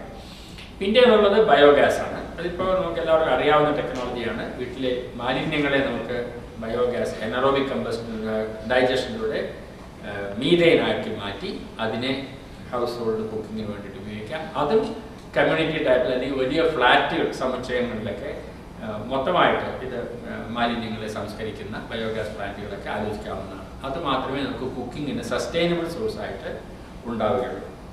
അപ്പം ഇത് ഈ മുനിസിപ്പൽ സോളിഡ് വേസ്റ്റ് സംസ്കരിക്കുന്നതിനും നമുക്ക് ആലോചിക്കാവുന്നതാണ്. മുനിസിപ്പൽ സോളിഡ് വേസ്റ്റിൽ നിന്ന് എനർജി ഉണ്ടാക്കുന്നതിന് പല വഴികളുണ്ട്. ഒന്ന് ഈ ബയോമെഥനേഷനാണ്. അപ്പോൾ അത് ചെറിയ പ്രീ ട്രീറ്റ്മെൻറ്റ് ആവശ്യമുണ്ട്. സോളിഡ് വേസ്റ്റ് പലതരത്തിലുള്ള സംഗതികളാണ്. ഇതിനെല്ലാം ഒന്ന് അരച്ച ഒരു കുഴമ്പ് പരുവത്തിലാക്കി ബയോഗ്യാസ് പ്ലാന്റിലേക്ക് കൊടുക്കുകയും അതിൽ നിന്നുണ്ടാകുന്ന മീഥൈൻ വൈദ്യുതി ഉത്പാദനത്തിനോ അല്ലെങ്കിൽ കുക്കിംഗ് ഫ്യൂവലായിട്ടോ ഉപയോഗിക്കാവുന്നതാണ്. അതല്ലെങ്കിൽ ഈ വേസ്റ്റിൻ്റെ അതിൽ നിന്ന് റെഫ്യൂസ് ഡിറൈവ്ഡ് ഫ്യൂവൽ എന്ന് പറയും, RDF എന്ന് പറയും. അതിനെ ബ്രിക്കറ്റ് ചെയ്ത് ചെറിയ ഇഷ്ടിക പോലെയാക്കി അതുപയോഗിച്ച് ബോയിലർ ഫ്യൂവലാക്കിയിട്ട് ബോയിലറിലെ സ്റ്റീം ജനറേഷനും വൈദ്യുതി ഉത്പാദനവും ചെയ്യുക എന്നുള്ള ഒരു രീതിയുണ്ട്. പിന്നെ ഒരു ടെക്നോളജി പറയുന്നത് പൈറോലിസിസ് ആണ്. പൈറോലിസിസ് നമ്മൾ പണ്ട് പഠിച്ചിട്ടുള്ളതുപോലെ ഇൻസഫിഷ്യൻറ്റ് ഓക്സിജൻ ഇതിനെ ചൂടാക്കുക. അപ്പോൾ അത് കത്തൂല്ല, പക്ഷെ അതിൻ്റെ വോളറ്റൈൽസ് അതിൽ നിന്ന് വരും. ആ വോളറ്റൈൽസ് കത്തിച്ച് ഇതിനെ വീണ്ടും ചൂടാക്കുമ്പോൾ അതിൽ നിന്ന് ചാർ അവശേഷിക്കും. അല്ലെങ്കിൽ ഈ വോളറ്റൈൽസിനെ നമുക്ക് കണ്ടൻസ് ചെയ്ത് ഫ്യൂവൽ ഓയിലാക്കി അതിനെ റിക്കവർ ചെയ്യും. ഈ രണ്ട് രീതികളുമുണ്ട്. അപ്പോൾ പൈറോലിസിസ് ഉപയോഗിക്കുകയാണെങ്കിൽ നമുക്ക് കുറച്ച് അതിൽ നിന്ന് ഫ്യൂവൽ ഓയിലും റിക്കവർ ചെയ്യാൻ സാധിക്കും. പിന്നെ ചാർ കത്തിക്കാവുന്ന അല്ലെങ്കിൽ കെമിക്കൽ ആപ്ലിക്കേഷൻസ് ഉള്ള ഇപ്പോൾ ആക്ടിവേറ്റഡ് കാർബൺ ആയിട്ട് ഉപയോഗിക്കാവുന്ന തരത്തിലുള്ള ചാർ അതിൽ നിന്ന് റിക്കവർ ചെയ്യാനായിട്ട് സാധിക്കും. പൈറോലിസിൽ ഒരു ഗുണം, ഇപ്പോൾ നമുക്ക് എന്ത് ചെയ്യണമെന്ന് അറിയാത്ത സംഗതികളാണ് പ്ലാസ്റ്റിക്കും ടയറും. ഇതിനെയും ഇത്തരത്തിൽ പൈറോലിസിസ് ചെയ്ത് നമുക്ക് പെട്രോളിയം റിക്കവറിക്കുള്ള സാധ്യതയുണ്ട്. വളരെ ആധുനിക സാങ്കേതിക വിദ്യ ആയിട്ട് അതിനെ കാണാം. ഇതെല്ലാം ചെയ്യാമെങ്കിലും കേരളത്തിലെ മുനിസിപ്പൽ വേസ്റ്റിൻ്റെ സ്വഭാവം നോക്കുകയാണെങ്കിൽ മറ്റ് ഇവിടെയുള്ള വേസ്റ്റ് പോലെ അമേരിക്കയിലുള്ള വേസ്റ്റ് പോലെയല്ല. നമ്മുടെ വേസ്റ്റിൻ്റെ കലോറിഫിക് വാല്യൂ വളരെ കുറവാണ്. അത് കാരണം ഈ നാടുകളിൽ ഡിസൈൻ ചെയ്തിട്ടുള്ള ഇൻസിനറേറ്ററും എനർജി റിക്കവറി ടെക്നോളജിയൊന്നും നമ്മുടെ മുനിസിപ്പൽ വേസ്റ്റിന് പറ്റില്ല. അത് ഡൽഹിയിൽ അതിൻ്റെ ഒരു വലിയ അബദ്ധം അവർക്ക് പറ്റിയാണ്. ഡൽഹിയിൽ തിമാർപൂർ എന്നുള്ള സ്ഥലത്ത് 1986 അവർ ഒരു incinerator cum energy recovery plan, waste to energy, നല്ല മുദ്രാവാക്യമാണ്. അത് ഡച്ച് ഗവൺമെൻറ് സഹായത്തോടു കൂടി പ്രോജക്റ്റ് അവർ കൺസീവ് ചെയ്തു. അപ്പോൾ അതിൻ്റെ പ്രോജക്റ്റ് DPR തയ്യാറാക്കുന്ന സമയത്ത് ഇതിൻ്റെ കലോറിഫിക് വാല്യൂ പഠിക്കാനായിട്ട് ഡൽഹിയിൽ നിന്ന് അവരുടെ വേസ്റ്റിൻ്റെ ഒരു സാമ്പിൾ അയച്ചു കൊടുക്കാൻ പറഞ്ഞു. അപ്പോൾ ഡൽഹിയിലെ ഏതോ ഒരു വിദ്വാൻ, എക്സ്പോർട്ടല്ലേ, നല്ല ക്വാളിറ്റി ഇരിക്കട്ടെ എന്ന് പറഞ്ഞ് നല്ല ഒന്നാന്തരം വേസ്റ്റ് സെലക്ട് ചെയ്ത് അയച്ചു കൊടുത്തു. അത് നോക്കിയപ്പോൾ ഇതിന് നല്ല കലോറിഫിക് വാല്യൂ ഉണ്ട്. അതിനനുസരിച്ച് അവർ പ്ലാന്റ് ഡിസൈൻ ചെയ്തു. ഒടുവിൽ ഡൽഹിയിൽ ഇത് സ്ഥാപിച്ചപ്പോഴാണ്, ഡൽഹിയിൽ വേസ്റ്റ് എന്ന് പറയുന്നത് സ്ട്രീറ്റ് സ്വീപ്പിങ്ങും അതിനകത്ത് വെജിറ്റബിൾ, ചീഞ്ഞ വെജിറ്റബിളും എല്ലാം, അതിന് കലോറിഫിക് വാല്യൂ അങ്ങോട്ട് കൊടുക്കണം, കത്തിക്കണം. അപ്പോൾ എന്താണെന്ന് വെച്ചാൽ പ്രൈം മിനിസ്റ്റർ ഒന്ന് ഉദ്ഘാടനം ചെയ്ത ദിവസം അവർ കുറേ ഡീസലൊക്കെ പമ്പ് ചെയ്ത് അത് കത്തിച്ചു. പിന്നെ ഈ VIP കാണാൻ വരുമ്പോൾ മാത്രമേ അത്, അപ്പോൾ ഡീസൽ പമ്പ് ചെയ്തിട്ട് ഇത് കത്തിക്കും, അതിൽ നിന്ന് എനർജി റിക്കവർ ചെയ്ത് കഷ്ടപ്പെട്ട് ഒരു 3 മെഗാവാട്ട് വൈദ്യുതി ഉത്പാദിപ്പിക്കും, അല്ലെങ്കിൽ അടച്ചിടും. അടുത്ത കാലത്തായിട്ട് അത് സ്ക്രാപ്പ് ചെയ്തെന്നാണ് ഞാൻ മനസ്സിലാക്കുന്നത്. അപ്പോൾ നമ്മുടെ വേസ്റ്റിൻ്റെ ഒരു പ്രശ്നം അതാണ്. അതിനകത്ത് ഈ ബയോഡിഗ്രേഡബിൾ മെറ്റീരിയലാണ് കൂടുതൽ, ഫുഡ് വേസ്റ്റ്, പിന്നെ ഈ സ്ട്രീറ്റ് സ്വീപ്പിങ്ങിൽ തന്നെ ഒരുപാട് മണ്ണ് കാണും, ചപ്പുചവറുകളൊക്കെ കാണും. അതിനൊക്കെ കലോറിഫിക് വാല്യൂ വളരെ കുറവാണ്. ഇപ്പോൾ ഭാഗ്യത്തിന് നമ്മുടെ സിവിലൈസ്ഡ് ആകുന്നുണ്ട്, നമ്മുടെ വേസ്റ്റിൽ പ്ലാസ്റ്റിക്കിൻ്റെ അളവ് വളരെയധികം വർദ്ധിച്ചു വരുന്നുണ്ട്. അപ്പോൾ ഒരുപക്ഷെ ഭാവിയിൽ നമുക്ക് കലോറിഫിക് വാല്യൂ തൃപ്തികരമാക്കാൻ പറ്റുമായിരിക്കും. പക്ഷെ എന്നാൽ ഇപ്പോഴ് അത് ഇൻസിനറേഷന് പറ്റിയ വേസ്റ്റ് അല്ല, പൈറോലിസിനും അത് സംശയമാണ്. നമ്മുടെ വേസ്റ്റിന് പറ്റിയ ടെക്നോളജി കമ്പോസ്റ്റിംഗ് ആണ് എന്നാണ് ഞങ്ങളുടെ സുചിന്തിതമായിട്ടുള്ള അഭിപ്രായം. പാലക്കാട് IRPC, ഇപ്പോൾ പാലക്കാട് മുനിസിപ്പാലിറ്റിയിലെ വേസ്റ്റ് ഞങ്ങൾ അതിൻ്റെ ഒരു മാസ്റ്റർ പ്ലാൻ തയ്യാറാക്കി കൊടുത്തു. അപ്പോൾ അത് പ്രവർത്തിപ്പിക്കാനായിട്ട്, അവർ പ്രവർത്തിപ്പിച്ചാൽ ശരിയാവില്ല എന്ന് ഞങ്ങളെ തന്നെ അത് ഏൽപ്പിച്ചു. ഞങ്ങൾ ദിവസം 10 ടൺ വീതം അത് കമ്പോസ്റ്റ് ആക്കി ചെയ്യുന്നുണ്ട്. പക്ഷേ മുനിസിപ്പാലിറ്റിക്ക് അത് വലിയ തൃപ്തിയില്ല. അതുകൊണ്ട് അവർ ഒരു ആഗോള പര്യടനത്തിന് പോവുകയാണ്. നല്ല ടെക്നോളജി അന്വേഷിച്ച് ആരാണ്ടോ കണ്ടുവച്ചിട്ടുണ്ട്, ഒരു വലിയ ടെക്നോളജിയൊക്കെ കൊണ്ടുവരുമെന്നാണ് പറയുന്നത്. വെച്ചാൽ കമ്പോസ്റ്റിംഗ് എന്ന് പറയുന്ന ഇതിലെന്തോന്ന് ടെക്നോളജി എന്ന് കാണുന്നവർക്ക്. പക്ഷേ കമ്പോസ്റ്റിംഗ് ഒരു ടെക്നോളജിയാണ്. അത് നന്നായിട്ട് പ്രവർത്തിപ്പിക്കണമെങ്കിൽ കോൺസ്റ്റന്റ് അറ്റൻഷൻ ആവശ്യമുണ്ട്. അപ്പോൾ അതിനാവശ്യമുള്ള മോയ്സ്ചർ കൊടുക്കുക, പിന്നെ അതിന് എയറേഷൻ ഉറപ്പുവരുത്തുക, ആഴ്ചയിലൊരിക്കൽ അത് ടേൺ ചെയ്യുക, അതിന് യന്ത്രങ്ങൾ ഉപയോഗിക്കാം, കൈകൊണ്ടൊക്കെ ചെയ്യുന്നത് ബുദ്ധിമുട്ടാണ്. അപ്പോൾ അത്തരത്തിലുള്ള ഒരു പ്രോസസ്സിങ് കമ്പോസ്റ്റിംഗ് ചെയ്യുമ്പോഴും പെട്ടെന്ന് ഡീഗ്രേഡ് ചെയ്യാത്ത ഒരുപാട് മാലിന്യങ്ങൾ മുനിസിപ്പൽ വേസ്റ്റ് ഉണ്ടാകും. ഒരു സാധാരണ ഉദാഹരണം എന്ന് പറഞ്ഞാൽ ഈ നേന്ത്രവാഴക്കുലയുടെ കാളാമുണ്ടൻ എന്ന് പറഞ്ഞ സാധനമുണ്ട്. അതൊന്നും 5-6 ആഴ്ച കൊണ്ടൊന്നും ഡീഗ്രേഡ് ചെയ്യില്ല. അത് ബയോഡിഗ്രേഡബിൾ ആണോ എന്ന് ചോദിച്ചാലാണ്. പക്ഷേ കമ്പോസ്റ്റിങ്ങിലൂടെ ഒന്നും നമുക്ക് ഡീഗ്രേഡ് ചെയ്യാൻ പറ്റില്ല. അതുപോലെ ഇല പോലും, വാഴയില പോലും പെട്ടെന്നൊന്നും ഡീഗ്രേഡ് ചെയ്യില്ല. തെങ്ങിൻ്റെ ഓല ഉണ്ടെങ്കിൽ പെട്ടെന്ന് ഡീഗ്രേഡ് ചെയ്യില്ല. പിന്നെ പലപ്പോഴും ഈ പാക്കിംഗ് വരുന്ന പ്ലൈവുഡിൻ്റെ അവശിഷ്ടങ്ങളെല്ലാം അതിനകത്ത് കാണും. ഇതൊന്നും പെട്ടെന്ന് ഡീഗ്രേഡ് ചെയ്യുന്നതല്ല. അപ്പോൾ ഞങ്ങൾ സജസ്റ്റ് ചെയ്യുന്നത് കമ്പോസ്റ്റിംഗ് കഴിഞ്ഞ് അവശേഷിക്കുന്ന ഇനർട്സ് അല്ലെങ്കിൽ സ്ലോലി ഡീഗ്രേഡിങ് മെറ്റീരിയൽ, അത് ഏതാണ്ട് ഒരു 30% 20% ഒക്കെ കാണും ആദ്യത്തെ വെയിറ്റിൽ. അതിനെ നമുക്ക് RDF ആക്കി മാറ്റാം. എന്നിട്ട് അതിനെ നമുക്ക് വേണമെങ്കിൽ ഇൻസിനറേഷനോട് എനർജി റിക്കവറിക്കോ ഒക്കെ ഉപയോഗിക്കാം. പക്ഷെ ഇപ്പോൾ വരുന്ന ഒരു സംഗതി, നമ്മുടെ പരിസ്ഥിതി പ്രേമികൾ ഒരു വിഭാഗത്തിന് ഇൻസിനറേഷൻ കേട്ടാൽ ഈ കാള ചോപ്പ് കൊണ്ടുപോലെയാണ്. ഇൻസിനറേഷൻ എന്ന് പറഞ്ഞാൽ വലിയ കുഴപ്പമാണ്. അതിന് നല്ല കാരണമുണ്ട്. എന്നുവെച്ചാൽ അടുത്ത കാലത്ത് സ്ഥാപിച്ച പല ഇൻസിനറേറ്ററിനൊക്കെ നല്ല ടെക്നിക്കൽ സ്പെസിഫിക്കേഷൻസ് ഒക്കെ ഉണ്ട്. മിനിമം ഒരു 800 ഡിഗ്രി സെൻറ്റിഗ്രേഡ് വേണം അത് പ്രവർത്തിപ്പിക്കാനായിട്ട്. അല്ലെങ്കിൽ പ്രത്യേകിച്ച് ഇതിനകത്ത് ക്ലോറിൻ അടങ്ങിയിട്ടുള്ള മാലിന്യങ്ങൾ അതൊന്നും ഇല്ലയെന്ന് ആർക്കും ഗ്യാരണ്ടി ചെയ്യാൻ പറ്റുമെന്നുണ്ട്. നമ്മളിപ്പോൾ സാധാരണ ഉപയോഗിക്കുന്ന ഈ പ്ലാസ്റ്റിക് കസേരകളൊക്കെ അതൊക്കെ PVC ആണ്. ഇതൊക്കെ ഒടിയുകയോ ഒക്കെ ചെയ്ത് കഴിഞ്ഞാൽ നമ്മളെന്താ ചെയ്യുക? വലിച്ചെറിയാനേ പറ്റുള്ളൂ. വലിച്ചെറിഞ്ഞാൽ അത് മുനിസിപ്പാലിറ്റിയുടെ വേസ്റ്റിൽ വരും. അപ്പോൾ അത് മാത്രം എടുത്ത് മാറ്റാനൊന്നും പറ്റില്ല. അതും ഇതിൻ്റെ കൂടെ ഉണ്ട്. അപ്പോൾ അതുമൊക്കെ കത്തിക്കും. അപ്പോൾ PVC ഒക്കെ കത്തുമ്പോൾ അതിൽ നിന്ന് ഡയോക്സിൻ ഉണ്ടാകും. ഡയോക്സിൻ വളരെ അപകടകരമാണ് നമുക്കറിയാം. അപ്പോൾ അത് ഒഴിവാക്കാനായിട്ട് incinerator minimum 800 degree centigrade maintain ചെയ്യണം. അപ്പോൾ സിംഗിൾ ചേംബർ പോരാ, ഡബിൾ ചേംബർ ആയിരിക്കണം. രണ്ടാമത്തെ ചേംബറിലും ഈ മിനിമം ടെമ്പറേച്ചർ മെയിൻറ്റെയിൻ ചെയ്യാൻ വേണ്ടി വന്നാൽ നിങ്ങൾ അതിലേക്ക് ഡീസലോ എന്തെങ്കിലും സ്പ്രേ ചെയ്ത് വേണം ആ ടെമ്പറേച്ചർ മെയിൻറ്റെയിൻ ചെയ്യാനായിട്ട്. ഇതൊന്നും ഒരുമാതിരി ഇൻസിനറേറ്റർ ഓപ്പറേറ്റർമാരൊന്നും ചെയ്യില്ല. അതൊക്കെ അതിനകത്ത് ഉണ്ടാകും. പൊല്യൂഷൻ കൺട്രോൾ ബോർഡിലെ എഞ്ചിനീയർ വരുന്ന ദിവസം പ്രവർത്തിപ്പിച്ച് കാണിക്കും. അല്ലാത്തപ്പോൾ അത് വെറുതെ ഇങ്ങനെ പുകഞ്ഞ് കത്തിക്കൊണ്ടിരിക്കുന്ന ഒരവസ്ഥ പലപ്പോഴും ഉണ്ട്. അതുകൊണ്ട് തന്നെ ഇൻസിനറേറ്ററിൽ നിന്നുള്ള എഫ്ലുവൻസിന് പ്രശ്നമുണ്ട്. അടുത്ത കാലത്ത് ഇപ്പോൾ നെറ്റിൽ ഇത്തരം വാർത്തകൾ ധാരാളം വരാറുണ്ട്. ഇപ്പോൾ കഴിഞ്ഞ മാസം വന്ന ഒരു വാർത്ത, ജപ്പാനിൽ വലിയ ഇൻസിനറേറ്ററുകൾ അവർ സ്ഥാപിച്ചിട്ടുണ്ട് അവരുടെ ടോക്കിയോ നഗരത്തിൽ തന്നെ 4 ഉണ്ട്. അതിലൊരെണ്ണം അതിൽ നിന്ന് വരുന്ന ഡയോക്സിൻ്റെ അളവ് ഒരു പ്രിസ്ക്രൈബ്ഡ് ലിമിറ്റിനേക്കാൾ കൂടി എന്ന് കണ്ടതുകൊണ്ട് അവർ ഷട്ട് ഡൗൺ ചെയ്തു. ഈ വാർത്തയെ നമുക്ക് 2 രീതിയിൽ കാണാം. ഒരു രീതി നമ്മുടെ പല പരിസ്ഥിതി സംഘടനകളും ചെയ്യുന്നത് പോലെ, കണ്ടോ ഇൻസിനറേറ്ററിൻ്റെ അപകടം കണ്ടോ, ഞങ്ങൾ അന്നേ പറഞ്ഞാണ് ജപ്പാൻകാർക്ക് പോലും നേരാവണ്ണം പ്രവർത്തിപ്പിക്കാൻ പറ്റുന്നില്ല, അതുകൊണ്ട് ഇവിടെ ഇത് വേണ്ടേ വേണ്ട ഇൻസിനറേറ്റർ എന്ന് പറഞ്ഞാൽ തന്നെ എതിർപ്പാണ്. മറ്റൊരു രീതി, ഇതിൽ നിന്ന് ഉണ്ടാകുന്ന എക്സോസ്റ്റ് ഗ്യാസസിനെ നമുക്ക് മോണിറ്റർ ചെയ്യാനുള്ള സംവിധാനമുണ്ട്. അത് പരിധിയിൽ കൂടുന്നു എന്ന് കണ്ടാൽ ഉടനെ അത് ഷട്ട് ഡൗൺ ചെയ്യാനുള്ള സംവിധാനമുണ്ട്. ഷട്ട് ഡൗൺ ചെയ്ത് അത് റിപ്പയർ ചെയ്താലേ പ്രവർത്തിപ്പിക്കാൻ പറ്റൂ എന്നുള്ള നിബന്ധനയുണ്ട്. അതുകൊണ്ട് ഇൻസിനറേറ്റർ സേഫാണ്. എന്തുകൊണ്ട് ഇൻസിനറേറ്റർ ആയിക്കൂടാ? അതിപ്പോൾ ഇങ്ങനെ ഒരു ഗ്ലാസ്സിലെ വെള്ളമുണ്ട്, അപ്പോൾ പകുതി എംറ്റി ആണെന്നും പകുതി വെള്ളമുണ്ടെന്നും പറയുന്നത് പോലെയുള്ള ഒരു കാഴ്ചപ്പാടാണ്. മറ്റൊരു ആർഗ്യുമെന്റ് വേസ്റ്റ് ടു എനർജി പ്രോജക്റ്റുകൾക്കെതിരായിട്ട് പരിസ്ഥിതിവാദികൾ ഉയർത്തുന്നത്, നിങ്ങൾ വേസ്റ്റിനെ ഒരു റിസോഴ്സ് ആക്കി മാറ്റിയാൽ ഇപ്പോഴത്തെ ഒരു സാഹചര്യത്തിൽ വെച്ച് അത് നിങ്ങൾ അതിനകത്ത് പണം ഇൻവെസ്റ്റ് ചെയ്യുന്നു. പണം ഇൻവെസ്റ്റ് ചെയ്ത് കഴിഞ്ഞാൽ നിങ്ങൾക്ക് അത് പരമാവധി കപ്പാസിറ്റിയിൽ പ്രവർത്തിപ്പിച്ചാൽ മാത്രമേ നിങ്ങൾക്ക് അത് ലാഭമാവുകയുള്ളൂ. അതുകൊണ്ട് കൂടുതൽ വേസ്റ്റ് ഉണ്ടാക്കാനും നിങ്ങൾ എത്ര വേസ്റ്റ് വേണമെങ്കിൽ ഉണ്ടാക്കിക്കോളൂ, ഞങ്ങൾ അതിൽ നിന്ന് എനർജി ഉണ്ടാക്കി ലാഭം ഉണ്ടാക്കിക്കോളാം എന്നുള്ള ഒരു സമീപനത്തിലേക്ക് ആളുകൾ മാറും, അല്ലെങ്കിൽ മാറ്റും. അപ്പോൾ അതിൽ കുറച്ച് കാര്യമുണ്ട്. തിരുവനന്തപുരം നഗരവും ഒരു പ്രൈവറ്റ് പാർട്ടിയുമായിട്ട് ഒരു എഗ്രിമെന്റ് ഉണ്ടാക്കിയിരുന്നു. അവരെ പറഞ്ഞത്, ഞങ്ങൾക്ക് 300 ടൺ വീതം വേസ്റ്റ് ദിവസവും തന്നാൽ മതി, നിങ്ങൾ ഒരു പൈസയും തരണ്ട, അത് മുഴുവൻ ഞങ്ങൾ സംസ്കരിച്ച് അതിൽ നിന്ന് വളം ഉണ്ടാക്കി വിറ്റ് ലാഭം ഉണ്ടാക്കിക്കൊള്ളാം എന്നാണ്. അപ്പോൾ കോർപ്പറേഷൻ ഈ പറഞ്ഞ പോലെ ചെറിയ അക്ഷരമൊന്നും വായിക്കാതെ ഒപ്പിട്ട് കൊടുത്തു. അപ്പോൾ അതിന് കുറച്ചാൾ കഴിഞ്ഞ് വെളുപ്പിൽശാലയിലെ പ്രശ്നം നിങ്ങൾ പത്രത്തിലൊക്കെ വായിക്കാറുണ്ട്. വെളുപ്പിൽശാല വരെ പ്രശ്നം രൂക്ഷമായപ്പോൾ ഇവര് ഈ ഓപ്പറേറ്റർ പോപ്സൺ എന്നാണ് ഓപ്പറേറ്റ് ചെയ്തത്. അവരോട് നിങ്ങൾ ഇത് നേരാവണ്ണം സംസ്കരിക്കുന്നില്ല, നിങ്ങൾ നടപടി എടുത്ത് കളയും എന്നൊക്കെ പറഞ്ഞു. അപ്പോൾ അവർ എഗ്രിമെന്റ് എടുത്ത് കാണിച്ചു. അതിനകത്ത് 300 ടൺ ഓരോ ദിവസവും തന്നുകൊള്ളാം, തന്നില്ലെങ്കിൽ കുറവ് വരുന്ന ഓരോ ടണ്ണിനും 300 രൂപ വെച്ച് നഷ്ടപരിഹാരം തന്നുകൊള്ളാം അതിനകത്ത് എഴുതി വെച്ചിട്ടുണ്ട്. അപ്പോൾ ദിവസം 10,000 രൂപ കോർപ്പറേഷൻ ഞങ്ങൾക്ക് നഷ്ടപരിഹാരം തരേണ്ടതുകൊണ്ട് ഞങ്ങൾ ഇതേ കേസ് കൊടുക്കാൻ പോവുകയാണ്.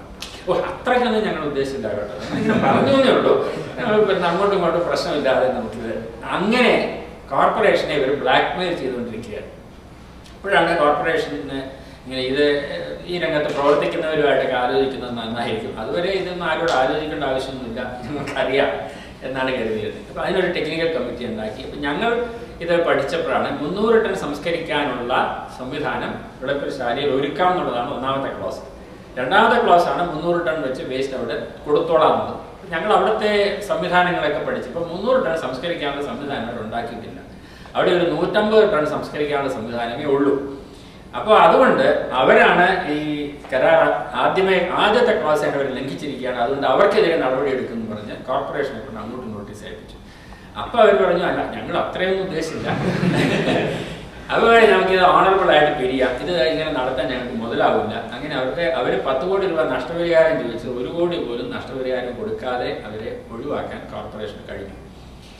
പക്ഷെ അത് ഒന്നാം ഭാഗം. രണ്ടാം ഭാഗം നേരാവണ്ണം പ്രവർത്തിപ്പിക്കാമെന്നാണ്, അതിപ്പോഴും കോർപ്പറേഷൻ കഴിഞ്ഞിട്ടില്ല. അതിൻ്റെ പ്രശ്നമാണ് വേറെ. അപ്പോൾ പക്ഷേ ഇതൊക്കെയാണെങ്കിലും കമ്പോസ്റ്റിംഗ് നേരാവണ്ണം പ്രവർത്തിപ്പിക്കാൻ കഴിയണം. അതുപോലും നേരാവണ്ണം പ്രവർത്തിപ്പിക്കാൻ നമുക്ക് കഴിയില്ലെങ്കിൽ പിന്നെ ഇൻസിനറേറ്ററും പൈറോലിസും ഒന്നും നേരാവണ്ണം പ്രവർത്തിപ്പിക്കാൻ നമുക്ക് കഴിയില്ല എന്നാണ് ഞങ്ങളുടെ അഭിപ്രായം. അപ്പോൾ ഇതിനെതിരായിട്ടുള്ള വാദങ്ങളെ നേരിട്ടുകൊണ്ട് ചെയ്യാവുന്നത് കമ്പോസ്റ്റിംഗ് ചെയ്യുക. കമ്പോസ്റ്റിംഗ് ചെയ്ത് കഴിഞ്ഞ് ഇനർട്ട് വരുമല്ലോ, ഈ ഇനർട്ടിനെ നമുക്ക് ഇൻസിനറേറ്ററിലൂടെയോ പൈറോലിസിലൂടെയോ എനർജി റിക്കവറിക്ക് വേണ്ടിയിട്ട് ഉപയോഗിക്കാം. അതല്ലെങ്കിൽ അതിന് നിർദ്ദേശിക്കപ്പെട്ടുള്ള മാർഗം സാനിറ്ററി ലാൻഡ്ഫിൽ എന്നുള്ളതാണ്. സാനിറ്ററി ലാൻഡ്ഫിൽ എന്ന് പറഞ്ഞാൽ ഈ ഇനർട്ടിൽ കൂടെ ഒലിച്ചിറങ്ങുന്ന വെള്ളമൊന്നും മണ്ണിൽ താഴാതെ താഴെ പ്ലാസ്റ്റിക് ഷീറ്റ് ഇട്ടുകൊണ്ട് വലിയ ഒരു 1-2 ഏക്കർ സ്ഥലം പ്ലാസ്റ്റിക് ഷീറ്റ് ഇട്ട് താഴെ അതിന് മുകളിൽ ക്ലേ കൊണ്ട് ലൈനിങ് കൊടുത്ത് അതിന് പുറത്ത് ഈ വേസ്റ്റ് ഇട്ട് അതിന് മുകളിൽ കൂരയൊക്കെ വെച്ചാൽ മഴവെള്ളത്തിലേക്ക് കിരിഞ്ഞിറങ്ങാതെ ഭയങ്കര ചെലവ് കൂടിയ ഒരു സംഗതിയാണ്. അതിനേക്കാൾ ഭേദം ഈ എനർജി റിക്കവറി ആണെന്ന് ഞങ്ങൾക്ക് തോന്നുന്നു. അപ്പോൾ ഇവിടെയൊക്കെയാണ് നമുക്ക് സാങ്കേതിക വിദ്യ ആവശ്യമുള്ളത്. ഇപ്പോൾ കേരളത്തിൽ നിലവിലുള്ള ഒരവസ്ഥ, ഈ ഏതെങ്കിലും ഒരു ഫോറിൻ ഫേമുമായിട്ടൊരു ടൈപ്പ്, എന്നിട്ട് അവരുടെ ഒരു ഏജന്റായിട്ട് നാട്ടിൽ കുറച്ച് ഏജൻസികളുണ്ട്. അവരാണ് ഈ രാഷ്ട്രീയ സ്വാധീനവും ഉദ്യോഗസ്ഥന്മാരെയൊക്കെ സ്വാധീനിച്ച് കോൺട്രാക്ട് പിടിച്ചു കൊടുക്കുക. അവർക്ക് ഈ ടെക്നോളജി ചക്കയാണോ മാങ്ങയാണോ എന്നൊന്നും അറിയില്ല. നമുക്ക് എന്തെങ്കിലും ചോദിച്ചാൽ ഞങ്ങളുടെ പ്രിൻസിപ്പൽസ് ഉണ്ട്, അവിടുന്ന് ആരെങ്കിലും വരും, അവർക്ക് കേരളത്തിലെ വേസ്റ്റിനെ പറ്റി ഒന്നും അറിയില്ല.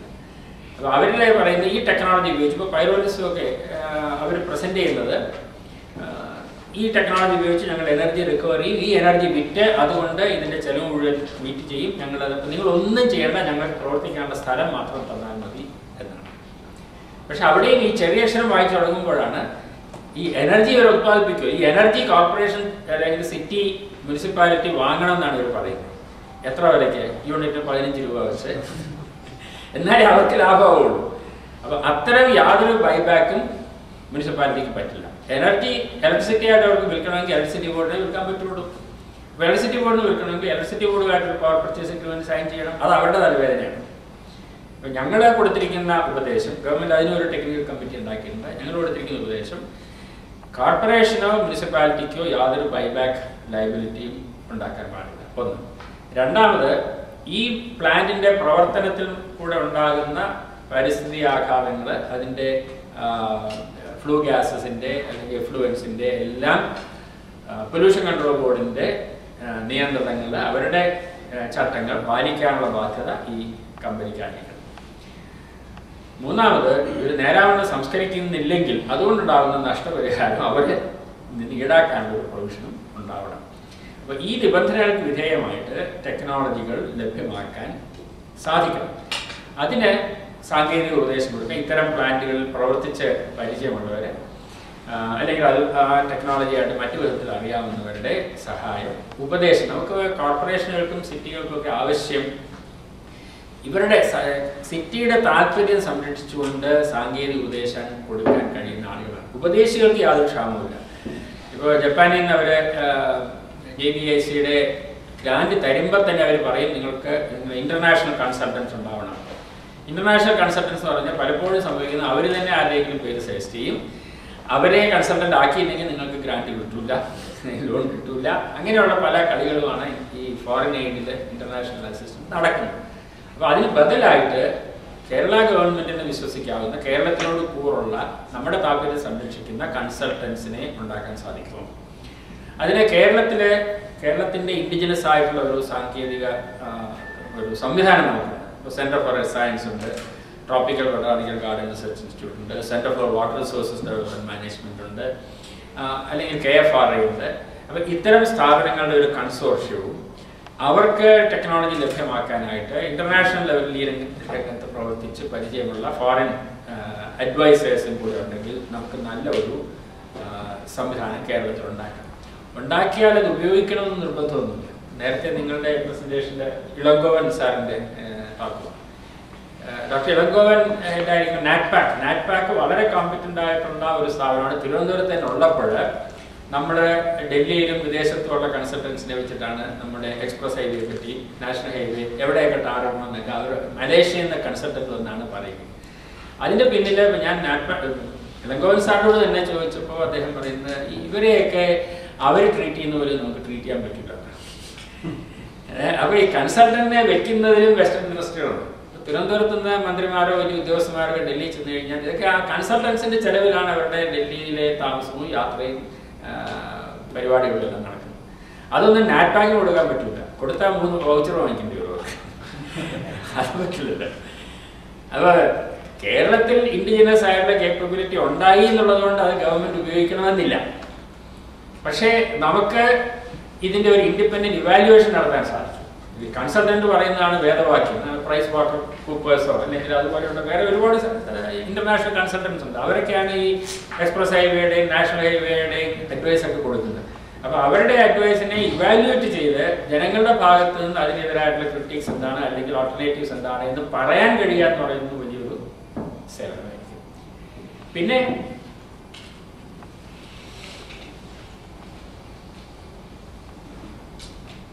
ഇതൊക്കെ ഞാൻ ഇവിടെ പറഞ്ഞ കാര്യങ്ങൾ തന്നെയാണ്. നമ്മളുടെ അപകട സൂചനകള്,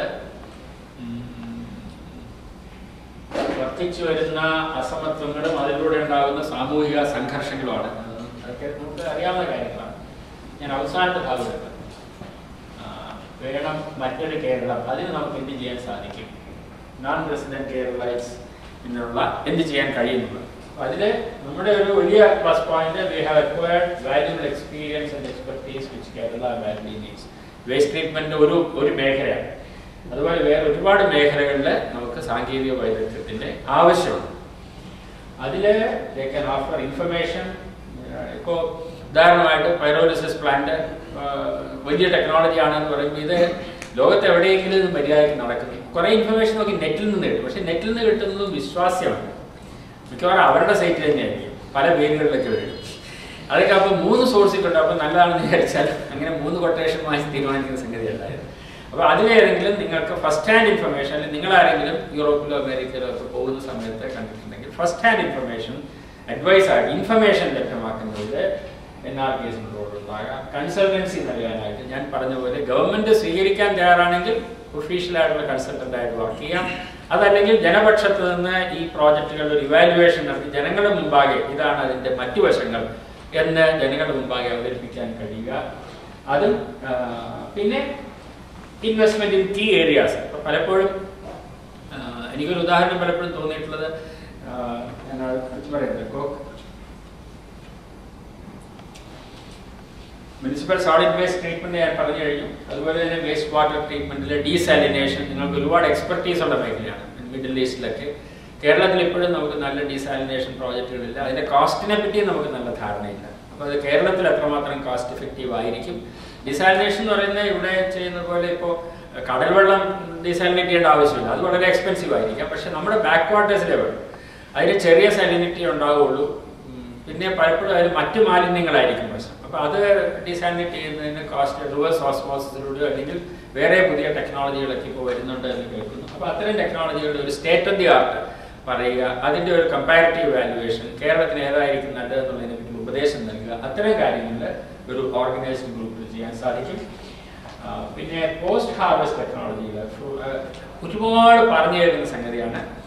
നമ്മളുടെ ഇപ്പോൾ പോസ്റ്റ് ഹാർവസ്റ്റിലെ വാല്യൂ ആഡഡ് പ്രോഡക്ട്സ് കോക്കനട്ട്സിൻ്റെ ഇപ്പോൾ ഇവിടുത്തെ മാർക്കറ്റിലാണെങ്കിലും US-ലുള്ള മാർക്കറ്റിലൊക്കെ ആണെങ്കിലും ഒരുപാട് കോക്കനട്ട് പ്രോഡക്ട്സ് കാണും.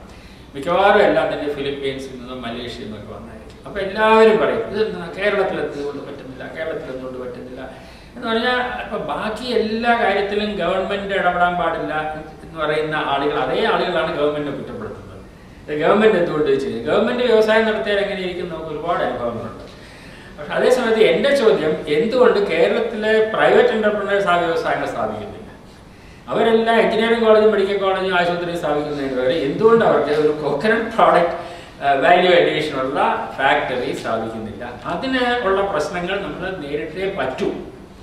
അത് നടക്കില്ല എന്ന് നമ്മൾ തീരുമാനിക്കുകയാണെങ്കിൽ പിന്നെ ഇതൊക്കെ അടച്ചുവിടാം. പിന്നെ നമ്മൾ ഇതിനെപ്പറ്റി സംസാരിച്ചിട്ട് ആവശ്യമില്ല. കേരളത്തിൽ മാനുഫാക്ചറിങ് ഇൻഡസ്ട്രി ഒന്നും നടക്കില്ല. ഇങ്ങനെയാണെങ്കിൽ അത് വേറൊരു ഇഷ്യൂ. അല്ലെങ്കിൽ എന്തുകൊണ്ട് നടക്കില്ല, അതിനുള്ള പ്രശ്നങ്ങൾ എന്താണ്, അതിനെ നേരിടാൻ നമ്മൾ തയ്യാറായി പറ്റും. അപ്പം ഇവിടെയാണ് വാസ്തവത്തിൽ ഇത്തരം കാര്യങ്ങളിലാണ് പ്രൈവറ്റ് ഇൻവെസ്റ്റ്മെൻറ്റ് വരേണ്ടത്. അതിന് വെഞ്ചർ ക്യാപിറ്റൽ സപ്പോർട്ട് ആകാം, ഗവൺമെൻറ്റിൻ്റെ ഏതെങ്കിലും തരത്തിലുള്ള സഹായങ്ങൾ, ഗ്യാരണ്ടികൾ, അവിടെ ലേബർ പ്രോബ്ലംസ് ഉണ്ടാവില്ല എന്നുള്ളൊരു ഗ്യാരണ്ടി. ചില കാര്യങ്ങളൊക്കെ നമ്മളൊക്കെ ചെയ്യുന്നുണ്ടെങ്കിൽ ഗവൺമെൻറ്റിൻ്റെ പ്രധാനമെന്ന് തോന്നുന്ന ഇപ്പോൾ എയർപോർട്ട്, കൊച്ചിൻ ഇൻ്റർനാഷണൽ എയർപോർട്ടിൻ്റെ നിർമ്മാണത്തിൽ അല്ലെങ്കിൽ വേറെ ഏതെങ്കിലും കാര്യത്തിലൊക്കെ ഗവൺമെൻറ് ഇടപെട്ട് തന്നെ അത്തരം സഹായങ്ങൾ, ഗ്യാരണ്ടികൾ നൽകുന്നുണ്ട്. ഇപ്പോൾ ടെക്നോ പാർക്കിൻ്റെ, ടെക്നോ സിറ്റിയുടെ കാര്യത്തിലൊക്കെ IT ഇൻഡസ്ട്രി പോലെ തന്നെ കേരളത്തിന് വളരെ പ്രധാനപ്പെട്ട ഒരു സംഗതിയാണ് വാല്യൂ അഡീഷൻ, പോസ്റ്റ് ഹാർവസ്റ്റ് ടെക്നോളജികൾ. അതിനെ ഒരു പ്രയോറിറ്റി ഏരിയ ആയിട്ട് എടുക്കുകയും നമ്മളുടെ നാട്ടിൽ നിന്ന് എക്സ്പോർട്ട് ചെയ്യുന്നത് വാല്യൂ ആഡിൻ്റെ ആയിരിക്കുള്ളൂ. അല്ലാതെ ഈ കൊതിക്കാത്ത തേങ്ങ എക്സ്പോർട്ട് ചെയ്യുന്ന ഒരു പരിപാടി നിർത്തിയിട്ട് വാല്യൂ ആഡഡ് പ്രോഡക്ട്സ്. അതുപോലെ ഫ്രൂട്ട് പ്രോസസ്സിങ്. ഇപ്പോൾ കുറേ കാലമായിട്ട് നമ്മൾ പറയുന്ന സംഗതിയാണ്, നമ്മുടെ ചക്കയാണ് വളരെ അധികം പാഴായി പോകുന്ന ഒരു ഫ്രൂട്ട് എന്ന് പറയുന്നത്. അതിലും ഇപ്പം ഇവിടുത്തെ മാർക്കറ്റിലും US-ലെ മാർക്കറ്റിലും ഒക്കെ ഞാൻ കണ്ടിട്ടുണ്ട് ചക്ക വളരെ നല്ല പ്രോഡക്റ്റായിട്ട് വരുന്നത്. പക്ഷെ അതൊന്നും കേരളത്തിൽ നിന്നല്ല. അപ്പോൾ അത്തരം ടെക്നോളജി വെളിയിൽ നിന്ന് കൊണ്ടുവരികയും കേരളത്തിലത് ഉത്പാദിപ്പിക്കുന്നതിനുള്ള സൗകര്യങ്ങൾ ചെയ്തു കൊടുക്കുക, അത്തരം അതിന് ഇൻവെസ്റ്റ് ചെയ്യുക. പിന്നെ അതുപോലെ തന്നെ പ്രധാനപ്പെട്ട സംഗതി പാക്കേജിങ് ടെക്നോളജി. നമ്മുടെ നാട്ടിൽ നിന്ന് കശുവണ്ടി എക്സ്പോർട്ട് ചെയ്യുന്നുണ്ടെങ്കിൽ പോലും ബൾക്കായിട്ടാണ് ഇത് നടക്കുന്നത്. അതേസമയത്ത് അമേരിക്കയിലെ സൂപ്പർ മാർക്കറ്റുകളിൽ നോക്കുകയാണെങ്കിൽ അവിടെ പാക്കേജ്ഡ് ഇൻ USA ഒരു ബൾക്കായിട്ട് ഇമ്പോർട്ട് ചെയ്തിട്ട് അവർ തന്നെ ചെറിയ പാക്കറ്റ്, ആകർഷകമായിട്ട് നല്ല പാക്കറ്റുകളിലാക്കിയിട്ട് വിൽക്കുമ്പോൾ വളരെയധികം വില വ്യത്യാസം വരുന്നുണ്ട്. അപ്പോൾ നല്ല രീതിയിലുള്ള പാക്കേജിങ്, വളരെ സോഫിസ്റ്റിക്കേറ്റഡ് ആയിട്ടുള്ള സ്റ്റേറ്റ് ഓഫ് ദി ആർട്ട് ടെക്നോളജിയുടെ ആവശ്യമാണ്.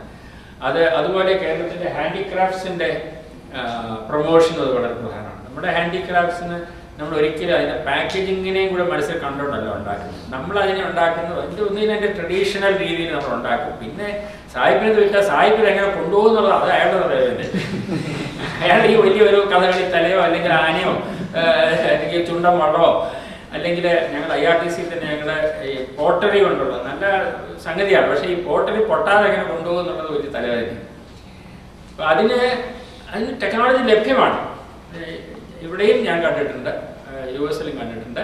അപ്പോൾ അത്തരം ടെക്നോളജി പോട്ടറി ആണെങ്കിലും വളരെ ഫ്രജൈലായിട്ടുള്ള മെറ്റീരിയൽ ആണെങ്കിലും ഒരു കുഴപ്പവും ഇല്ലാതെ നമുക്ക് എക്സ്പോർട്ട് വലിച്ച് നമ്മുടെ ഹാൻഡിൽ വിത്ത് കെയർ എഴുതിയതുകൊണ്ട് എല്ലാവരും കെയർഫുള്ളായിട്ട് ഹാൻഡിൽ ചെയ്യുന്നൊന്നും വിചാരിക്കാൻ പറ്റില്ല. അതൊക്കെ എയർപോർട്ടിൽ ഇവർ കാർഗോ ഹാൻഡിൽ ചെയ്യുന്നത് കണ്ടിട്ടുണ്ട്, അറിയാം എങ്ങനെയാണ് ഹാൻഡിൽ ചെയ്യുന്നത്. അങ്ങനെ ഹാൻഡിൽ ചെയ്താലും പൊട്ടില്ല എന്ന് ഉറപ്പുവരുത്തുന്ന രീതിയിലുള്ള പാക്കേജിങ്, അതിന് വളരെ നല്ല ടെക്നോളജി ആവശ്യമാണ്. ആ ടെക്നോളജിയിലുള്ള സഹായങ്ങൾ, കൺസൾട്ടൻസിയും അഡ്വൈസും പിന്നെ എക്സ്പോർട്ട് മാർക്കറ്റ് ഡെവലപ്മെൻറ്റിനുള്ള സഹായം. നമ്മുടെ ഇവിടുത്തെ പലപ്പോഴും പ്രത്യേകിച്ച് നമ്മുടെ റൂറൽ പ്രോഡക്ട്സിന് എങ്ങനെയാണ് ഈ ഒരു മാർക്കറ്റിംഗ് ചാനൽ ഡെവലപ്പ് ചെയ്യാൻ അവർക്ക് അറിയില്ല, ഉത്പാദകർക്ക് അറിയില്ല. എന്നതിനാൽ അവർ പോട്ടറിയുടെ കാര്യത്തിലാണെങ്കിലും മറ്റ് ഹാൻഡിക്രാഫ്റ്റ്സിൻ്റെ കാര്യത്തിലാണെങ്കിലും അവർക്ക് പ്രവേശനമില്ലാത്തൊരു മേഖലയിലാണ് ഇതിന് മാർക്കറ്റ് ഇരിക്കുന്നത്. അപ്പോൾ ആ മേഖലയുമായിട്ട് ബന്ധമുള്ളവർ ഇവരെ തമ്മിൽ കൂട്ടിയിണക്കുന്ന ഒരു ലിങ്കായിട്ട് പ്രവർത്തിക്കാൻ സാധിക്കും.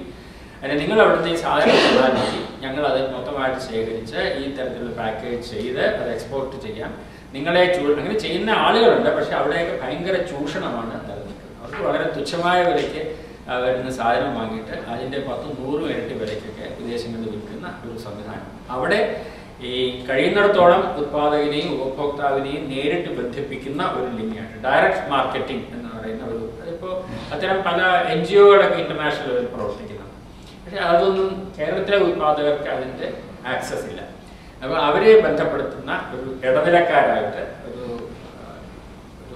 ലാഭം മാത്രം മോഹിക്കുക, ചെറിയ ലാഭം ഉണ്ടാക്കണം, എന്നാലേ നമുക്ക് നിലനിൽക്കാൻ സാധിക്കുള്ളൂ. ഒരു ബിസിനസ് മോഡലിന് ലാഭം ഉണ്ടാകണം, പക്ഷേ ലാഭം മാക്സിമൈസ് ചെയ്യുക എന്നുള്ള ഉദ്ദേശത്തിന് പകരം ഇവരുടെ പ്രൈമറി പ്രൊഡ്യൂസേഴ്സിന് ബെനിഫിറ്റ് കിട്ടാമെന്നുള്ള ലക്ഷ്യത്തോടു കൂടി പ്രവർത്തിക്കുന്ന ഒരു സംഘടനയായിട്ട് നോൺ റെസിഡൻറ്റ് കേരളൈറ്റ്സിന് പ്രവർത്തിക്കാൻ സാധിക്കും എന്നാണ് എനിക്ക് തോന്നുന്നത്. ഇത്രയേ ഉള്ളൂ തോന്നുന്നു. പിന്നെ ഒരു പ്രധാനപ്പെട്ട കാര്യമുണ്ട്. നമ്മളുടെ കാർഷിക രംഗത്ത് മെക്കനൈസേഷൻ കേരളത്തിൽ നേരത്തെ ഉണ്ടായിരുന്ന എതിർപ്പൊന്നും ഇപ്പോഴില്ല. ഇപ്പോൾ പ്രശ്നം നല്ല മെഷീൻസ് കിട്ടാനില്ല എന്നുള്ളത്.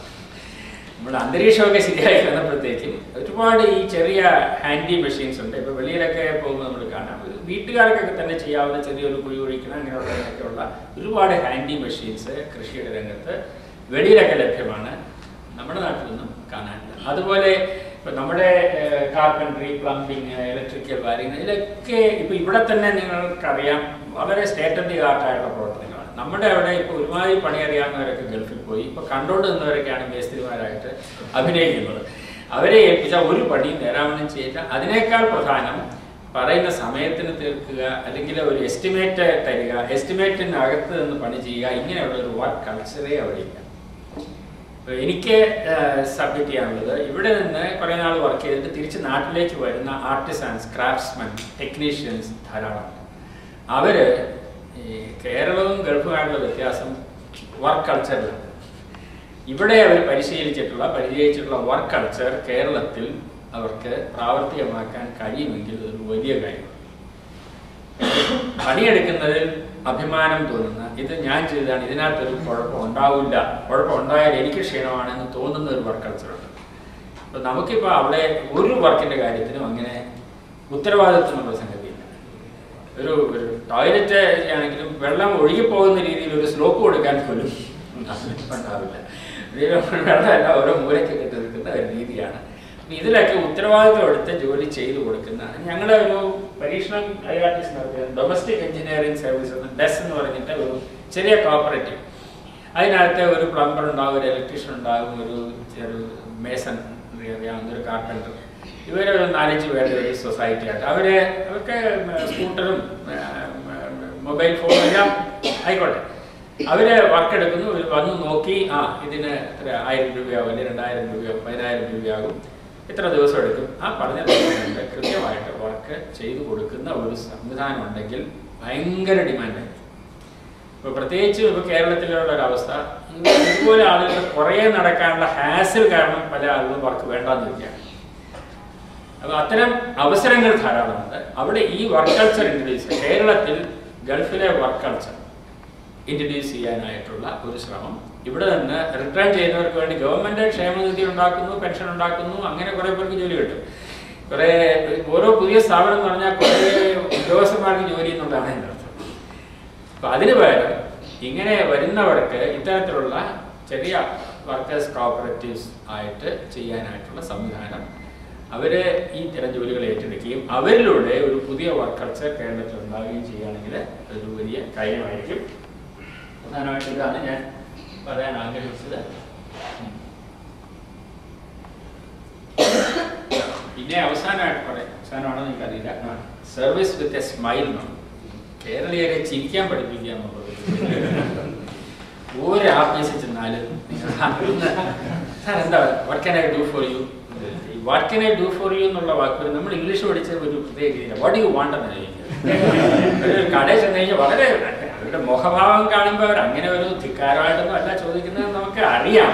അതുകൊണ്ട് നമ്മൾ ക്ഷമിക്കുന്നു. അല്ലെങ്കിൽ വാട്ട് യു വാണ്ട് എന്ന്, വാട്ട് യു വാണ്ട് എന്ന് വെളിയിലൊക്കെ പറഞ്ഞാൽ അടിപൊളി. അതുപോലെ ഒരു കസ്റ്റമർ വന്നു കഴിഞ്ഞാൽ ഒന്ന് ചിരിക്കുക, ഒരു ശല്യം വന്നിരിക്കണം എന്നുള്ള മട്ടിലാണ്. മിക്കവാറും ആഫീസുകളുടെ കാര്യം പറയാനില്ല. ഞാൻ US പഠിക്കാൻ ചെന്ന് കഴിഞ്ഞപ്പോൾ അവിടെ യൂണിവേഴ്സിറ്റിയിലെ ഇങ്ങനെ സ്റ്റുഡൻറ് സെൻറ്ററിൽ അവരുടെ ക്ലർക്കിൻ്റെ മുമ്പിൽ ഒരു ബോർഡ് വെച്ചിട്ടുണ്ട്. അപ്പോൾ അതിനകത്ത് if you find anybody without A smile here give him 1. അയാൾക്കൊരു സ്മൈൽ കൊടുക്കുക. എന്നാൽ ഞാൻ മലയാളത്തിലാക്കി ഇങ്ങനെയാണ്, ഇവിടെ ആരെങ്കിലും ചിരിക്കാതെ കണ്ടാൽ അവനിട്ടൊന്ന് കൊടുക്കുക. ശരിക്കും അവനിട്ടൊന്ന് കൊടുക്കാനാണ് തോന്നുക ആർട്ടിസ്റ്റ്. അപ്പോൾ ഈ സർവീസ് വിത്ത് എ സ്മൈൽ എന്നുള്ളൊരു സംഗതി, മനുഷ്യരോട് മര്യാദയ്ക്ക് വർത്തമാനം പറയാൻ, ഈ താങ്ക് യു ഗുഡ് മോർണിംഗ് പറയുന്നതൊക്കെ ഒരു ജാടയാണെന്നാണ് നമ്മുടെ വിചാരം. ജാടയൊന്നുമല്ല. ഹൗ ആർ യു എന്ന് ചോദിച്ചാൽ ഉടനെ എനിക്ക് ഇന്നലെ ഇത്തിരി തലവേദന ഉണ്ടായിരുന്നു, ഇന്ന് വലിയ പോലെ അങ്ങനെയൊന്നും ഉത്തരവും പറയുന്ന ആരും പ്രതീക്ഷിക്കുന്നില്ല. ഹൗ ആർ യു എന്ന് ചോദിച്ചാൽ നമ്മൾ വി ആർ കൺസേൺ എന്ന് മാത്രമേ കാണിക്കുന്നുള്ളൂ. പക്ഷെ അതൊരു മര്യാദ, വെറും ഒരു ചടങ്ങാണ് എങ്കിലും മലയാളത്തിലെ അതിനുള്ള വാക്കുകളും ഇല്ല നമുക്ക് വാസ്തവത്തിൽ. നമ്മുടെ അതൊക്കെ എന്തൊക്കെ ഉണ്ടെങ്കിൽ കുഴപ്പമില്ല, ഇങ്ങനെയാണ് നമ്മുടെ രീതി. പക്ഷെ അതൊക്കെ വേണ്ടതാണെന്ന് എനിക്ക് തോന്നുന്നു ഒരു ആധുനികവൽക്കരണത്തിൻ്റെ ഭാഗമായിട്ട്. പിന്നെ വേറെ നമ്മുടെ ഒരു കോംപ്ലക്സ്, എൻ്റെ ഗതികേട് കൊണ്ടാണ് ഞാൻ ഇവരെ സെർവ് ചെയ്യാൻ നിൽക്കുന്നത് എന്നുള്ളൊരു വിചാരമാണ് എല്ലാവരും. ഏതൊരു ഹോട്ടലിൽ ഒരു വെയിറ്റർ നോക്കുകയാണെങ്കിൽ ഒരുപക്ഷെ അയാൾ എമ്മക്കാരനായിരിക്കാം, നമ്മുടെ കുറ്റമൊന്നുമല്ല. പക്ഷെ അയാളൊരു വെയിറ്ററായിട്ട് നിൽക്കുന്ന സമയത്ത് നമ്മളെ സെർവ് ചെയ്യുക എന്നുള്ളത് അയാളൊരു പ്ലഷറാണ് എന്ന് നമുക്ക് തോന്നണം. ആ തോന്നൽ കേരളത്തിൽ ഒരു സർവീസ് സെക്ടറിൽ നമുക്ക് കിട്ടില്ല. ഞാൻ എൻ്റെ ഗതികേട് കൊണ്ടാണ് ഇവിടെ നിങ്ങളെയൊക്കെ സെർവ് ചെയ്യാൻ നിൽക്കുന്നത് എന്നുള്ള മട്ടിൽ എല്ലാവരും സർവീസ് സെക്ടറിലെ പൊതുവായിട്ടുള്ള സമീപനം അങ്ങനെയാണ്. ഈ കടയിൽ നമ്മുടെ സാരി വാങ്ങിക്കുന്നത് 4 സാരി എടുത്തു കഴിഞ്ഞാൽ പിന്നെ ഇയാൾ വാങ്ങാനുള്ള ഉദ്ദേശമൊന്നും അല്ല എന്നുള്ള മട്ടിലാണ്. പിന്നെ നമ്മൾ അത് വേണം ഇത് വേണം എന്നൊക്കെ പറഞ്ഞാലും ഉണ്ടാവും. ഇത് മലയാളികളുടെ ഒരു പ്രശ്നം വെച്ചാൽ നമുക്കൊരു വല്ലാത്ത ഒരു ചുരുക്കാണ്. എൻ്റെ രണ്ട് പറഞ്ഞാൽ ഇന്ത്യൻ പ്രസിഡന്റാണുള്ള ക്വാളിഫിക്കേഷൻ എനിക്കുണ്ട്, ഞാനിങ്ങനെ ഇരിക്കണമെന്നേ ഉള്ളൂ എന്ന് പറഞ്ഞാണ് നമ്മുടെയൊക്കെ ആറ്റിറ്റ്യൂഡ്. ഈ ആറ്റിറ്റ്യൂഡ് മാറ്റാനായിട്ട് സർവീസിലൊരു പുതിയ ഒരു സമീപനം കൊണ്ടുവരാനായിട്ട് അത് മറ്റ് സമൂഹങ്ങളുടെ ഇത് കണ്ടിട്ടുള്ളവർക്കേ പറ്റുള്ളൂ. കേരളത്തിൽ ജനിച്ചു വളർന്ന് കേരളത്തിൽ തന്നെ ജീവിക്കുന്നവർക്ക് ലോകം മുഴുവൻ ഇങ്ങനെയാണെന്നുള്ള വിചാരമാണല്ലോ. എന്നുവെച്ചാൽ ബാക്കിയുള്ളവരൊക്കെ നമ്മളെയൊക്കെ മോശമാണെന്നുള്ളൊരു വിചാരമാണ്. അപ്പോൾ അത് മാറണമെങ്കിൽ ഈ വിദേശ യാത്ര എന്നുള്ളത് വാസ്തവത്തിൽ വിദ്യാഭ്യാസത്തിൻ്റെ പൂരണമാണ്. നമ്മളിൽ നിന്ന് വ്യത്യസ്തമായിട്ടുള്ള മറ്റ് സമൂഹങ്ങളുണ്ട്. അത് നമ്മളെപ്പോലെ ചിന്തിക്കാത്തവരൊക്കെ അപരിഷ്കൃതരും മ്ലേച്ഛന്മാരുമാണ് എന്നുള്ള കാഴ്ചപ്പാട് മാറി വ്യത്യസ്ത കാഴ്ചപ്പാടുകൾ, വ്യത്യസ്ത രീതികൾ, ഇതെല്ലാം ലോകത്തിൻ്റെ ഭാഗമാണ് എന്നറിയാൻ അവസരമുണ്ടായവർ ചെയ്യേണ്ട ഒരു സേവനം അത് ജനങ്ങളിലേക്ക് ആ ഒരു ആറ്റിറ്റ്യൂഡ് പകരുകയാണ്. അതിന് പകരം ഇവിടെ വന്നു ഇവിടെ 120 കിലോമീറ്ററിൽ വണ്ടി വിടുന്നു, എന്തൊരു സ്പീഡ്. ഇതില്ലാത്തതാണ് കേരളത്തിൻ്റെ ദുഃഖം എന്ന് പറഞ്ഞാൽ അവിടെ 120 കിലോമീറ്റർ വണ്ടി ഓടിക്കാനുള്ള ഹൈവേ ഉണ്ടാക്കുകയാണ്. അതല്ല ഗൾഫുകാർ ചെയ്യുന്നത്. ഇവിടുത്തെ സാഹചര്യത്തിൽ അങ്ങനെയൊക്കെ പറ്റും. ഇപ്പോൾ നമ്മൾ പറഞ്ഞതുപോലെ അവർ ഒരു റോഡ് പണിയുമ്പോൾ തന്നെ 100 മീറ്റർ സ്ഥലം വിട്ടിട്ടൊക്കെയാണ് റോഡ് പ്ലാൻ ചെയ്യുന്നത് ഭാവിയിലുള്ള വികസനം. അതൊന്നും നമ്മുടെ നാട്ടിൽ പറ്റില്ല, ആവശ്യമില്ല.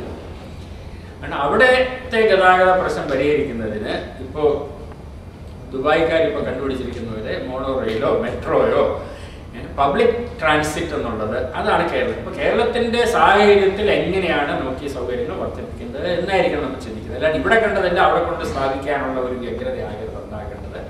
കേരളത്തിൻ്റെ പ്രശ്നങ്ങളെ കേരളത്തിൻ്റെ സാഹചര്യങ്ങളിൽ കാണുന്ന ഒരു സമീപനവും നമ്മൾ ഈ കൺസൾട്ടൻസി എന്ന് പറയുമ്പോൾ നമ്മൾ അതും വളർത്തിയെടുക്കേണ്ടതുണ്ട്. ഇത്രയേ ഉള്ളൂ തോന്നുന്നു.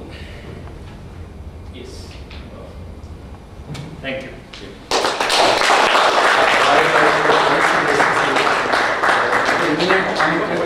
ഈ 4 ചുമരുകളിൽ ഒതുക്കാതെ എങ്ങനെ നമുക്കത് പ്രാക്ടിക്കൽ വേൾഡിലേക്ക് കൊണ്ടുവരാമെന്ന് വെച്ച് നമുക്ക് അത് വളരെ ഇതായിട്ട് ആലോചിക്കേണ്ടിയിരിക്കുന്നു.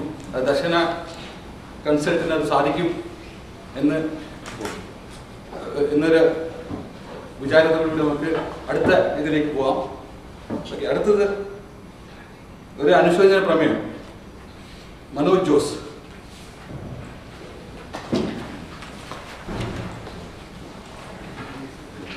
പ്രമേയം. കഴിഞ്ഞ ഒരു വർഷത്തെ പ്രവർത്തന കാലയളവിൽ നിരവധി പ്രമുഖ വ്യക്തികൾ നമ്മെ വേർപിരിഞ്ഞിരിക്കുന്നു. കഴിഞ്ഞ വർഷം നമ്മെ വിട്ടുപിരിഞ്ഞ 93 ബാച്ചിൽ ആനന്ദിൻ്റെയും 94 ഇലക്ട്രിക്കൽ ബാച്ചിൽ അഞ്ജലിയുടെയും മകനായ ആദിത്യ, പിന്നെ ജപ്പാനിലെ സുനാമി ദുരന്തത്തിൽ മരണമടഞ്ഞ അനായകായിരങ്ങൾ, സിക്കിമിലുണ്ടായ ഭൂകമ്പ ദുരന്തത്തിൽ മരണമടഞ്ഞവർ, രാഷ്ട്രീയ രംഗത്തു നിന്ന് വേർപിരിഞ്ഞ CPM പോളിറ്റ് ബ്യൂറോ അംഗം MK പാണ്ഡെ, മുൻ കേന്ദ്ര കൃഷിമന്ത്രി ചത്തരാമൻ മിശ്ര, അരുണാചൽ പ്രദേശ് മുഖ്യമന്ത്രി ഡോർജി കണ്ടു, SFIയുടെ ആദ്യകാല പ്രസിഡന്റും ചിന്ത പബ്ലിക്കേഷൻസ് എഡിറ്ററുമായിരുന്ന C ഭാസ്കരൻ, ഹൈക്കോടതി മുൻ ജഡ്ജി ജസ്റ്റിസ് KK നരേന്ദ്രൻ, മുൻ Indian cricket team captain Mansoor Ali Khan Pataudi, cinema ലോകത്തു നിന്ന് വിട്ടുപിരിഞ്ഞ പ്രമുഖ തിരക്കഥാകൃത്ത് വിപിൻ ദാസ്, നടന്മാരായ നവീൻ നിശ്ചൽ, മച്ചാൻ വർഗീസ്, നടിമാരായ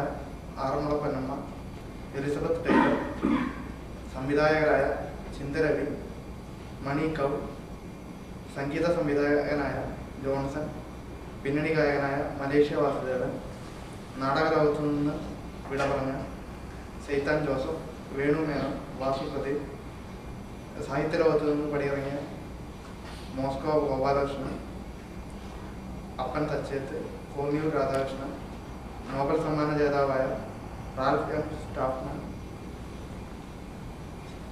വ്യവസായ രംഗത്തു നിന്ന് വിട്ടുപിരിഞ്ഞ ആപ്പിൾ കമ്പ്യൂട്ടർ സ്ഥാപനങ്ങളുടെ സ്ഥാപകൻ Steve Jobs, BP Sidham, PM Budh, പ്രമുഖ പ്രവർത്തകനായ P ശ്രീധരൻ, പ്രമുഖ ഹൃദ്രോഗ വിദഗ്ധനും സ്വാതന്ത്ര്യ സമര സേനാനിയുമായ ഡോക്ടർ PKR വാര്യർ, അഭിവന്ദ്യരായ മാർ വർക്കി വിധേയത്തിൽ, മള്ളിയൂർ ശങ്കരൻ നമ്പൂതിരി, കുര്യാക്കോസ് മാർ ലൂയിസ് മെത്രാപ്പൊലീത്ത എന്നിവരുടെയും ശബരിമല പുൽമേട് ദുരന്തം, ഉത്തർപ്രദേശിൽ നടന്ന തീവണ്ടി ദുരന്തം, മുംബൈ ഡൽഹി തീവ്രവാദി ആക്രമണം, നോർവേ കൂട്ടക്കൊല, തിരുവനന്തപുരത്ത് സ്കൂൾ വാൻ അപകടത്തിൽ ജീവൻ നഷ്ടപ്പെട്ട പിഞ്ചു കുഞ്ഞുങ്ങളെയും കൂടാതെ നമ്മൾ അറിഞ്ഞും അറിയാതെയും നമ്മെ പിരിഞ്ഞുപോയ എല്ലാവരെയും ഈ യോഗം അനുസ്മരിക്കുന്നു. അവരുടെ മുമ്പിൽ ഒരു നിമിഷം നമുക്ക് ഓർമ്മ നൽകും.